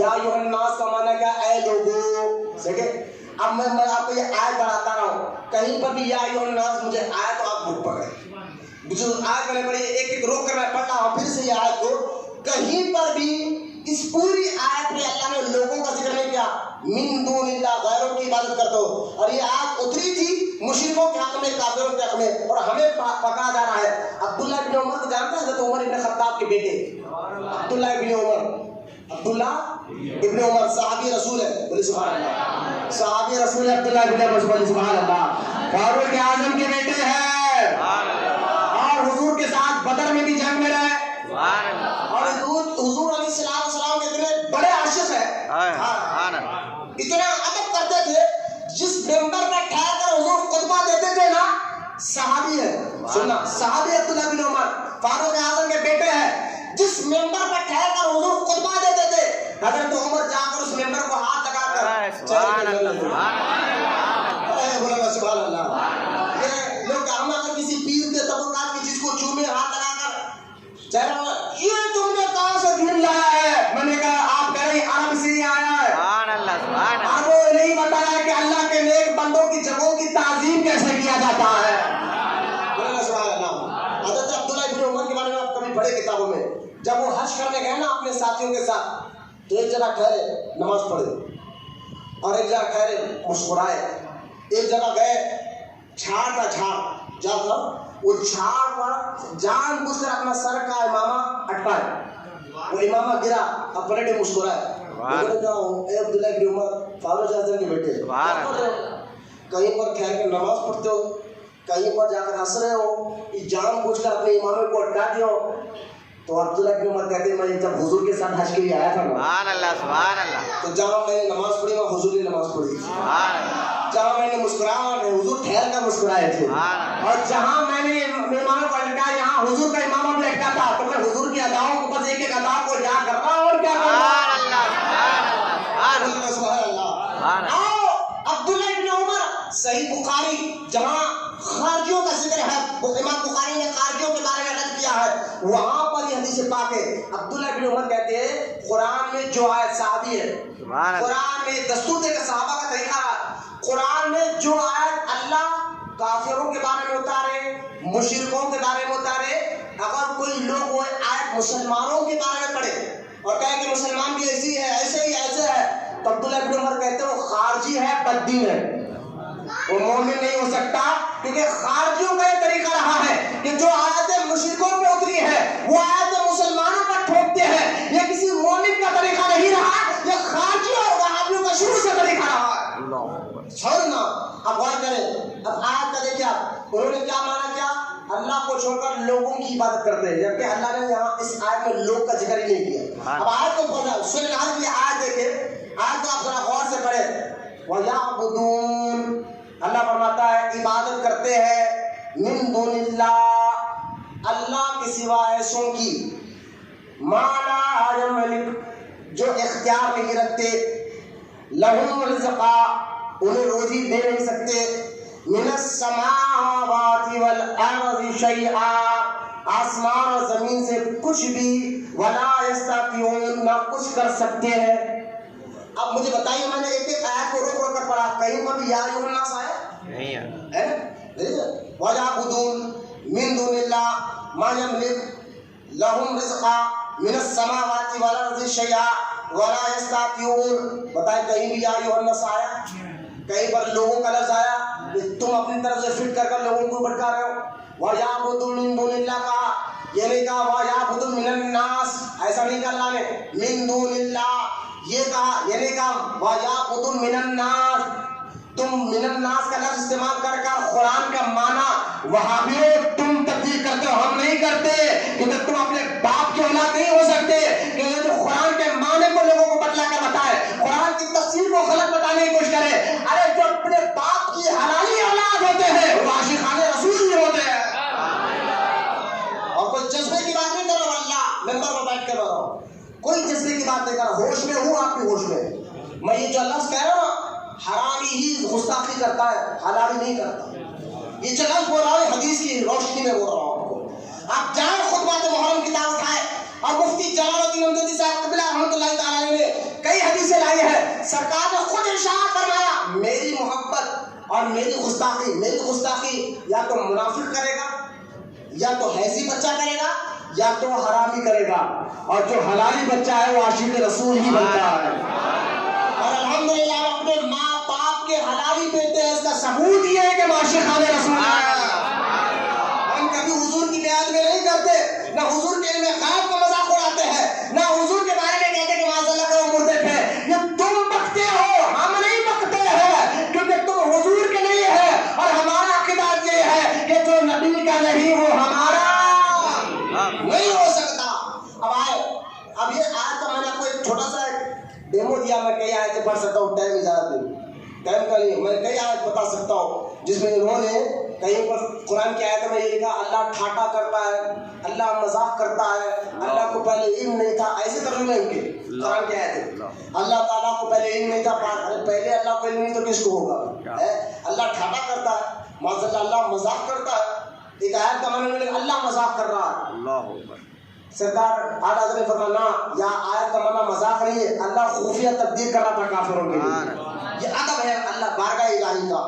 یہ اور ایک آیت میں سورہ فتح کی آیت میں آیت نمبر 2 میں انہی کا مولوی لکھتا ہے کہ نبی سے اللہ تعالیٰ نے نبی کے پہلے بھی خطا معاف کیا اور بعد کی بھی خطا معاف کیے۔ میں کہتا ہوں معاذ اللہ نبی کو خطا خار کہہ رہے ہو، گناہ گار کہہ رہے ہو، تو نبی سے گناہ ہو ہی نہیں سکتا ہے۔ شاید 1400 سال سے مسلمانوں کا یہ عقیدہ چلتے جا رہا ہے، نبی سے گناہ ہو ہی نہیں سکتا۔ تو یہ تم لکھتے ہو اپنے ترجمے میں، ہم نہیں لکھتے۔ اب آؤ، اب یہ کہتے ہیں بھائی ایک کام کرو، بولے کیا؟ تعظیم مت کرو۔ کیوں بھائی؟ بولے تعظیم کرنا بھی شرک ہو جاتا ہے۔ میں نے کہا تعظیم نہیں کریں گے، تعظیم کرنا بھی شرک ہو جائے گا، تو مجھے اللہ کے ساتھ کسی کی تعظیم کرنا ہی نہیں ہے۔ کہ آخر میں سال دن میں لکھتے ہیں جو اللہ کو کافر اور مشرکین کیا کرتے تھے؟ اللہ کو چھوڑ کر غیروں کی اللہ جیسی تعظیم کرتے تھے، لہذا تم بھی اپنے نبی ولی کی ایسی تعظیم کرتے ہو جیسی تعظیم اللہ کی کرنا ہے، شرک ہے۔ میں نے کہا پھر اگر یہ بات ان مولوی کی مان لی جائے کہ اللہ کے علاوہ کسی کی تعظیم مت کرو، تو پھر قرآن کی ایک نہیں کئی آیتوں کا انکار ہو جائے گا۔ کیا قرآن غلط ہے؟ ایسا تو نہیں کہ قرآن کے 114 صورتیں ہیں، 6666 آیات ہے پورے قرآن میں۔ بولے گا سبحان اللہ۔ 114 صورتیں، 6666 آیات ہے پورے قرآن میں۔ پورے قرآن کی ہر آیت پر ایمان لاتے ہو یا کچھ کو مانتے ہو کچھ کو چھوڑتے ہو؟ ماننا تو پوری آیتوں کو ہے نا۔ اگر یہ مولوی صاحب کی بات مانی جائے اللہ ہی کی تعظیم کرو، کس کی بھی تعظیم کرنا شرک ہے، تو قرآن کی ایک نہیں کئی آیتوں کا انکار کرنا پڑے گا۔ وہ کیسے؟ دیکھو اللہ قرآن میں فرماتا ہے سورہ فتح اور پارہ نمبر 26، سبحان اللہ، سورہ فتح پارہ نمبر 26 آیت نمبر 8 اور 9، اللہ ارشاد فرماتا ہے اِنَّا أَرْسَلْنَاكَ شَاهِدًا وَمُبَشِّرًا وَنَذِيرًا لِتُؤْمِنُوا بِاللَّهِ وَرَسُولِهِ وَتُعَزِّرُوهُ وَتُوَقِّرُوهُ وَتُسَبِّحُوهُ بُكْرَةً وَأَصِيلًا۔ اللہ قرآن میں فرماتا ہے بے شک یہ نبی اِنَّا بے شک أَرْسَلْنَاكَ شَاهِدًا، بے شک یہ نبی تمہارے لیے گواہ بن کر آئے، نذیرا تمہیں ڈر سنانے کے لیے آیا ہے اور یہ تمہیں خوشخبری سنانے کے لیے آیا ہے۔ اللہ آگے فرماتا ہے لِتُؤْمِنُوا بِاللَّهِ، اور سنو اللہ فرماتا ہے اللہ پر بھی ایمان لاؤ اور رسول پر بھی ایمان لاؤ۔ سبحان اللہ، یہ جو نبی ہے جو تمہیں ڈر سنانے آئے ہیں، خوشخبری دینے آئے ہیں، یہ نذیر ہے، اللہ کی طرف سے گواہ بن کر آئے ہیں۔ اللہ فرماتا ہے اب اللہ پر بھی ایمان لاؤ، رسول پر بھی۔ اب آگے جب اللہ فرماتا ہے ایمان لاؤ، پھر اللہ فرماتا ہے وَتُعَزِّرُوهُ، اور یہ رسول کی خوب تعظیم کرو۔ اللہ تو فرماتا ہے نبی کی تعظیم کرو۔ تم کہتے ہو اللہ کے سوا کسی کی تعظیم نہیں کرنا، ارے اللہ خود فرماتا ہے کہ اس نبی کی خوب تعظیم کرو، ادب کرو، اور اس کے بعد کیا فرماتا ہے بُكْرَةً وَأَصِيلًا، پھر اللہ کی عبادت کرو۔ یہاں اس آیت کی ترتیب کو آپ نے غور کیا، عشق سمجھا جائے گا، محبت سے آپ کا سینہ کھل جائے گا۔ اس آیت کی ترتیب کو آپ نے غور کر لیا تو آپ مانیں گے واہ کہ ہمارا جو عشق ہے، ہم جو یہ کہتے ہیں اللہ انہی کی عبادت کو قبول کرتا ہے جن کے دل میں محبت رسول اور تعظیم رسول ہوتا ہے۔ یہ آیت ہے، آپ بولے سے یہ کہاں سے آپ نے کہا؟ میں نے کہا یہی آیت بتا رہی۔ میں نے کہا کیا کیسے؟ میں نے اس آیت کی ترتیب کو غور کیا آپ نے؟ اللہ تعالیٰ کیا فرما رہا ہے اِنَّا أَرْسَلْنَاكَ شَاهِدًا وَمُبَشِّرًا وَنَذِيرًا۔ اللہ فرماتا ہے بے شک یہ نبی نذیر ہے، شاہد ہے، مبشر ہے۔ نذیر کہتے ہیں ڈر سنانے والے کو، اور شاہد کہتے ہیں گواہی دینے والے کو، مبشر کہتے ہیں خوشخبری دینے والے کو، نذیر یعنی جہنم سے ڈرانے والے، اللہ کا خوف دلانے والے، شاہد اللہ ایک ہے یہ دیکھ کر آ کر بولنے والے، آپ مبشر اور جنت کی خوشخبری دینے والے۔ باتیں کیا؟ اس کے بعد اللہ فرماتا ہے، اس کے بعد ہمارا لِتُؤْمِنُونَ بِاللَّهِ وَرَسُولِهِ، سبحان اللہ۔ اس آیت کا دوسرا حصہ، پھر یہ رسول اللہ پر بھی ایمان لاؤ، رسول پر بھی سبحان اللہ ایمان لاؤ۔ پھر کیا کہا؟ اچھا اللہ پر ایمان لا لیا، رسول پر، اس کے بعد عبادت کرو، ایمان کے بعد عبادت کرو۔ عبادت کرنا ہے نا، ایمان لانے کے بعد تو عبادت ہے نا۔ پہلے کہتا ہے اللہ ایمان لانے اور پھر ہاں وَتُعَزِّرُوهُ وَتُوَقِّرُوهُ، سبحان اللہ سبحان اللہ۔ میں آپ کا ایک لفظ آپ کو الگ الگ کر کے بتا رہا ہوں۔ اللہ فرماتا ہے اس نبی کو شاہد مبشر نذیر ماننے کے بعد، اللہ کو رسول پر ایمان لانے کے بعد اب اس نبی کی خوب تعظیم کرو، اس نبی کا خوب ادب کرو، اس نبی کا خوب محبت کرو، تعظیم اور محبت اور ادب کرو۔ اور پھر کیا کہا اللہ وَتُسَبِّحُوهُ بُكْرَةً وَأَصِيلًا، اس کے بعد صبح اور شام اللہ کی پاکی بیان کرو۔ اب غور کریں، اللہ نے عبادت کا ذکر آخر میں کیا، پہلے کیا ایمان، اس کے بعد کہا تعظیم، اس کے بعد کہا عبادت، عبادت کو بھی الگ رکھا، آخری میں رکھا، ایمان سے پہلے بیچ میں ایمان، پھر تعظیم کو رکھا۔ یہی تو ہم کہنا چاہتے ہیں، اللہ انہی کی عبادت کو قبول فرماتا ہے جن کے دل میں ادب رسول اور تعظیم رسول ہوا کرتا ہے۔ اور کوئی ماں کے لال میں جواب دے کر بتائے کہ اس آیت کا کہ تعظیم کا ذکر پہلے ہے، عبادت کا ذکر بعد میں ہے، تعظیم اور محبت کا ذکر۔ وہ آخری بات جس کو بتا کر بات ختم کرنا چاہتا ہوں وہ یہ کہ یہاں اگر کوئی کہہ رہے تعظیم کرتے ہو، ہاتھ ایسا باندھ کر اللہ کی بارگاہ میں تعظیم کرتے ہو اور ولی کی بارگاہ میں ٹھہرتے ہو، ایسا نہیں، اللہ کی بارگاہ میں نماز میں بھی ایسا ٹھہرے، درگاہ مزار کے پاس بھی جا کر ایسا ٹھہرے، فرق کیا رہا؟ شرک۔ اب دیکھو یہ شرک، پھر بولے شرک ہو گیا، شرک ہو گیا۔ لیکن شاہ ولی اللہ محدث دلیل جواب دیتے ہیں، ایک تم ولی کے سامنے ٹھہرو یا والی کے سامنے ٹھہرو، اور ایک اللہ کے سامنے ایسا ٹھہرے ہو مسجد میں، دونوں میں ایک چیز کا فرق ہے، شاہ ولی اللہ محدث دلیل فرماتے ہیں۔ لیکن پہلے آخر میں میں ایک بات بتا دوں، عبادت کا معنی آپ سمجھ جائے، شرک آپ کو سمجھ جا رہا ہے۔ عبادت ایک عربی لفظ ہے، اس کا معنی کیا ہے؟ عبادت، عبادت کا معنی ہے کسی کے آگے حد سے زیادہ عاجزی اور انکساری کرنا۔ اس کو کیا کہتے ہیں؟ اس کو عبادت کہتے ہیں۔ کیا کہتے ہیں؟ ارے یار بولو نا سبحان اللہ، غور کرو، میں آپ کو معنی بتا رہا ہوں، اسے سمجھنا ہے۔ روز تو اللہ کی عبادت کرتا ہوں، عبادت کا معنی ہی نہیں مانا تو پھر کیا کر رہے ہو؟ عبادت کا معنی کیا ہے؟ کسی کے سامنے حد سے زیادہ عاجزی اور انکساری کرنا۔ عاجزی انکساری کو عربی میں عبادت کہتے ہیں، عاجزی انکساری۔ اب مجھے بتائیے سب سے بندہ سب سے زیادہ اس کی جو رعب دار چیز اس کے جسم میں وہ کیا؟ پیشانی۔ کیا ہے؟ اگر وہ کسی کے ساتھ پیشانی جھکا دے تو سمجھنا کہ فلاں کی بہت زیادہ تعظیم کر رہا ہے، بہت زیادہ کر رہا ہے۔ تو سب سے زیادہ جو جو رعب کی چیز بندے کی اور پیشانی ہے اور ہم اللہ کی بارگاہ میں جھکاتے ہیں. سبحان اللہ. یہ صرف جھکتی کا عمل ہے. اللہ کی بارگاہ میں جھکتے ہیں نا, عبادت کے لیے جھکتی ہے, کیونکہ ہم اللہ کے سامنے کہتے ہیں مولا تو سب سے زیادہ تیری تعظیم کرنے کے لائق ہے اور تیری عبادت کرنے کے تو لائق ہے اور کوئی نہیں ہے.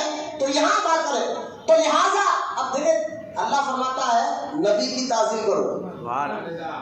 اب تعظیم کا معنی کیا ہے؟ جب عبادت کا معنی آپ سمجھ گئے کہ عاجزی ان کے ساری کسی کے سامنے گئے. تعظیم کا معنی کیا ہے؟ تعظیم کا معنی بھی جیسے عاجزی ان کے ساری ہے. عبادت کا معنی بھی ایک ہے اور تعظیم کا معنی بھی ہاں. یہاں آپ کو سمجھ جاؤں جو شاہ ولی اللہ محدث دہلوی نے جو بات کر کے بیان ختم کرا اور سننا. تعظیم کا معنی بھی ایک اور عبادت کا معنی بھی ایک. لوگ اٹھا کر دیکھے عبادت کہتے ہیں اس کا معنی عاجزی کرنا, انکساری کرنا, اور تعظیم اور اللہ فرماتا نبی کی تعظیم کرو. ایسا نہیں کہتا خوب تعظیم کرو. میں بتاتا ہوں کہ اللہ پاک نے قرآن میں اور بھی سورہ الحجرات میں آیت اتاری ہے کہ جو نبی کی تعظیم نہیں کرے گا اللہ فرماتا پھر میں اس کی ساری عبادتیں پھینک دیتا ہوں. نبی کی تعظیم ہم نے کہا مولا تیری عبادت بھی کرنا ہے نبی کی تعظیم بھی کرنا ہے, لیکن دونوں کا مطلب اور معنی تو ایک ہے. عبادت کا معنی بھی عاجزی انکساری ہے, تعظیم کا معنی بھی عاجزی انکساری ہے. دونوں میں فرق کیسے لائے گا؟ تو شاہ ولی اللہ صاحب بتاتے ہیں, میں بتاتا ہوں فرق کیسے کرنا ہے. کیونکہ ہر مسئلے پر ہر بات پر پہلے ڈسکس ہو چکی ہے.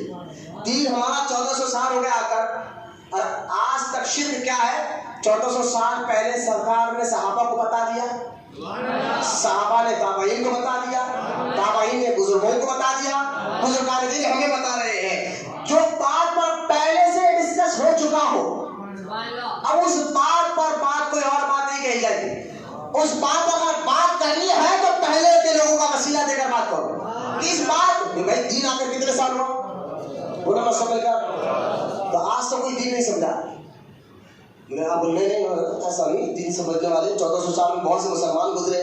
میں نے کہا ٹھیک ہے سمجھے نا, بولے ہاں تم سے پہلے جو آج تم شرک ہے حرام ہے اس کو بولا آج تو ہمیں جو سمجھا رہا ہے تو یہ بتا کہ تو یہ کیا بتانا چاہ رہا ہے کہ تو نہیں دین سمجھا ہے, تو اس سے پہلے نے بھی سمجھا ہے, پہلے نے بھی سمجھا ہے, تو جو پہلے نے جو سمجھا رہا وہ جو سمجھا وہ بتا. تو آج کا نیا طریقہ لگا کہ نہیں بتا, پہلے نے جو دین کو سمجھا ہمیں سمجھایا. تو اب بتا شاہ ولی اللہ محدث دہلوی 500 سال پہلے کے بزرگ یہ فرماتے سنا میں بتاتا ہوں عبادت کا معنی بھی ایک ہے, تعظیم کا معنی بھی ایک ہے, لیکن ایک چیز دونوں میں فرق کر دیتی ہے. ہم نے کہا حضرت وہ کیا ہے؟ دیکھو ایک تو نماز میں ہاتھ باندھ کے کھڑے ہو یہ ہے عبادت, اور ایک ولی کے آستانے پر اگر میں ہاتھ باندھ کر ایک صاحب کھڑے تھے عالم دین عبد المصطفیٰ کے صاحب کو ملا, وہ نظام الدین اولیاء کی بارگاہ میں ہاتھ باندھ کر کھڑے تھے. وہ تبلیغی جماعت کا مرکز بازو ہی ہے نا دروازے پر نظام الدین اولیاء, وہ آیا تبلیغی آپ کو مولا اس کو کیا معلوم تھا یہ بہت بڑے عالم صاحب ہے. جیسا سورج نکلتے ہی اندھیرا غائب ہوتا ہے وہاں بھی سنی عالم کو دیکھ کر وہاں بھی غائب ہو جاتا ہے. عبد المصطفیٰ اعظمی رحمۃ اللہ تعالیٰ علیہ بہت بڑے ہندوستان کے عالم گزرے, بولے سبحان اللہ. وہ عالم صاحب کے ہاتھ بندھ کر کھڑے نظام الدنیا کے مزار کے سامنے تبلیغ جماعت, اس لیے بولتے ہیں وہ شرک کر رہے ہو ہاتھ باندھ کے کھڑے, اور ایسے ہاتھ باندھ کر کھڑنا تو نماز کا طریقہ ہے. آپ مزار کے سامنے کھڑے شرک کر رہے ہو. مولانا نے آپ کھول کر دیکھا اچھا اب چہرہ جلدی سمجھ میں آتا ہے الحمدللہ. سنی کا بچہ بھی پہچان لیتا ہے کہ یہ کون ہے. ابھی تو عالم تھے نا, سنی کا بچہ ہی وہ دیکھ کر ارے بھولے جا رہا, آج الحمدللہ پہچان لیتے دیکھے ہمیں جا رہا دیکھے. اب بمبئی میں ایک نعرہ لگتا ہے آج بھی لگتا ہے کالے کالے کوے کہا گئے تو وہاں بھی کر کے کھا گئے. ابھی تو مذاق بھی نہیں ہے, ان کے مولوی نے فتویٰ دیا کہ بھوک کے وقت کوا کھانا جائز ہے. ہاں یہی غوث اعظم کے نام یعنی اللہ کے نام پر ہم جو فاتح دلا کر مرغی ذبح کر دیے کہ حرام ہے حرام ہے. ارے مرغی حرام ہو گئی کوا حلال ہو گیا, کھا تیرے کو کوا کھانا ہے. ہمیں تو غوث اعظم کے نام پر یعنی اللہ کے نام پر ہی تو ذبح ہوتا ہے کہ غوث اعظم کا مرغا جائز ہے اور وہ تجھے حرام نظر آ رہا ہے. تو میں نے کہا تیری قسمت میں وہ کوے لکھے ہیں, ہماری قسمت میں غوث میں بکرا اور گائے اور یہ مرغی لکھے. یہ اپنے اپنے قسمت کی بات ہے. آپ کو کوے کھانا پسند کرو آپ بول رہے کیا مولانا یہ کیا بات کر رہے ہیں؟ میں کہہ رہا ہوں بھائی وہ انہوں نے اپنی کتابوں میں لکھا، آپ کو بتا رہا اور کیا کر رہا ہوں؟ آپ نے کچھ نے لکھا بھائی کبھی کھانا، میں نے کہا رشید احمد گنگوہی نے فتوی رشیدیہ میں لکھا، جا کے پڑھ بھائی، کتاب میں مارکیٹ میں آگے کتاب ملتی ہے، جا کتاب کرے، اگر وہ پڑھنے آتا ہے تو فتوی رشیدیہ میں رشید احمد گنگوہی سے پوچھا گیا حضرت 11ویں شریف میں لوگ مرغے کاٹتے کھا سکتے کیا؟ حرام۔ اچھا حرام ہو گیا۔ حضرت بھوک لگی تو کوا لے گئے تو کاٹ کے کھا سکتے گا؟ بولے ہاں کھا سکتے ہیں۔ میں نے کہا میں تمہاری کتابوں کی بات کر رہا ہوں، خیر ابھی عالم صاحب ہے، ہم سے نہیں بولتے بیٹا، پھر ہم جو ہے نا تم بیچارے بھولے بھالے سننے کو بتا سکتے ہو، ہمیں سامنے نہیں آنا ہے۔ ایک صاحب ایک عالم سے آ کر بولے حضرت، بولے کیا؟ دیکھو لوگ کعبے میں طواف کے لیے جاتے ہیں، بولے ہاں، آج لوگ جو ہے مذاق کا بھی طواف کر رہے ہیں، بولے ہاں، لوگ جو ہے یہ کر رہے طواف کر رہے ہیں، بزرگان دین کے پاس جا کر پانی مار کر پھینک رہے، وہاں لوگ زمزم پیتے ہیں، یا لوگ مزار پہ سے مار کر پانی پیتے ہیں، شرک ہو گیا، شرک ہو گیا، شرک ہو گیا۔ مولانا نے کہا سن لیا، بول دیا، بولے ہاں سن، تو کعبے کا طواف کر رہا ہے، بولے ہاں، غیر مسلم جا کر مندر کا پھر رہا، شرک ہو گیا۔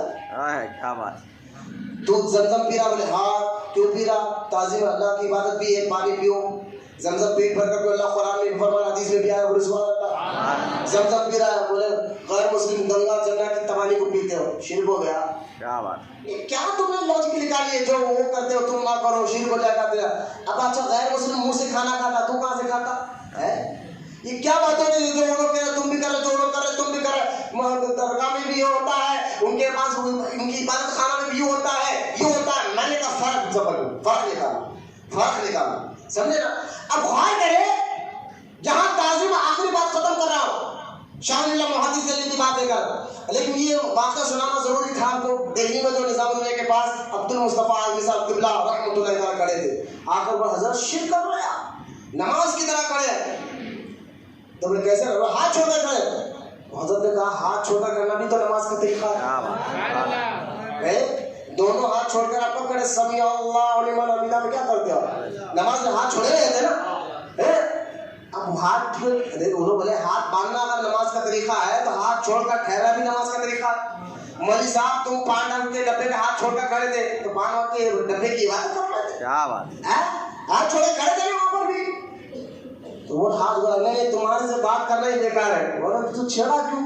اب نکل گیا جواب سے، باہر نکل گیا۔ اب آئے میں فرق بتا کر کہ ہاتھ باندھ کر بازار کے سامنے ٹھہرے تو ایک تعظیم، یہی مسجد میں آ کر ٹھہرے تو عبادت، دونوں میں فرق کیا ہے؟ تو میں نہیں بتا رہا ہوں، شاہ ولی اللہ محدث دہلوی یہ سمجھ گئے تو شرک سمجھ میں آ جائے گا۔ شاہ ولی اللہ محدث دہلوی رحمۃ اللہ علیہ فرماتے ہیں ان دونوں میں فرق کرنے والی چیز وہ نیت ہے۔ سبحان اللہ، نیت ہے، تم دل میں ہی نیت کرے رہو، اللہ کی بارگاہ میں ٹھہرے، نیت اللہ کو سجدہ کرنے کی تو یہ عبادت ہے، اور تم ولی کے سامنے کرو، نیت ہو کہ نبی کی تعظیم، ولی کی ادب میں کرے ہے، تعظیم میں کرے تو یہ عبادت نہیں، یہ تعظیم ہے۔ یہ نیت فرق کر کر بتاتی ہے انشاءاللہ۔ لیکن وقت ختم ہوگا، میں تو چاہتا تھا میں آپ کو یہ بتاتا ہوں، سنو کہ سرکار نے تو فرمایا کہ میری امت شرک کرے گی ہی نہیں۔ اس حدیث پر انشاءاللہ اللہ اگر زندگی دیا اللہ تو آنے والے جمعہ میں ہم بحث کریں گے، میں آپ کو بتاؤں گا کہاں پر یہ حدیث لکھی ہوئی ہے جس میں سرکار نے خود فرمایا میری امت شرک نہیں کرے، بولنا شرک۔ آج یہ کون ہے بھائی ہمیں شرک کا فتویٰ دے رہے سو ہے؟ تیری بات مانے یا رسول کی بات مانے؟ رسول کی بات، ہم عاشقان رسول ہی کی بات مانیں گے۔ سرکار نے فرمایا میری امت شرک کرے گی نہیں، بے شک، اور اس صحیح بخاری کی حدیث ہے، ایسا بھی نہیں تم بولے یہ عظیم حدیث ضعیف ہے، وہ ہے، میں بتاؤں گا ٹک ٹاک کر انشاءاللہ، لیکن اللہ اس حدیث پر بات کروں گا اس بہت بتا۔ پھر آنے والا جمعہ بھی میں نے بتا دیا کہ انہوں نے قرآن کی آیتوں میں کہاں غلطی کی، ترجمہ کیسا غلط کیا، اور تعظیم میں اور توحید میں یعنی عبادت میں اور تعظیم میں فرق کس چیز کا ہے، اور اللہ عبادت کا بھی حکم دے رہا ہے تو تعظیم کا بھی حکم دے رہا ہے قرآن میں آیتیں، میں نے اس پر بھی بات کی۔ اور توحید اور بتوں کے نام پر جو آج مورتیاں بنی گئی ہے وہ کسی ولی یا نبی کے نام پر نہیں بنی گئی تھی، یا ابراہیم علیہ السلام یا نوح علیہ السلام کے نہیں بنی گئی تھی، وہ ایک جو ہے ستاروں کے نام پر بنی گئی تھی۔ میں نے اس پر بھی بات کی ہے کہ جو لوگ آپ کہہ رہے ہیں، اور وسیلہ ذریعہ صرف کافر مشرک بتوں کو وسیلہ ذریعہ نہیں، ان کو عبادت بھی کرتے تھے، اور نبی اور ولی کو ذریعہ سمجھتے عبادت نہیں کرتے. یہ فرق ہے ان کے ہمارے میں. اللہ اس فرق کو سمجھنے کی ہمیں توفیق عطا فرمائے. اللہ تعالیٰ ہم تمام کی دعاؤں کو قبول فرمائے. ہمارے ظاہر باطن جسم روح دل کو پاک بنائے. اللہ ہمارے دلوں میں علم نافع کو داخل فرمائے. ہمیں سچا عاشق رسول بنائے اور ہماری نسلوں میں قیامت تک عاشق رسولوں کو پیدا فرما. اے اللہ ہمیں توحید کو سمجھنے اور اس عمل کی توفیق عطا فرما. مولا ہر سنی مسلمان کو بدعقیدہ تحریر کو اور وہابیوں سے ہمارے ایمان اور عقیدے کی حفاظت فرما. وما علینا الا البلاغ والحمد للہ رب العالمین.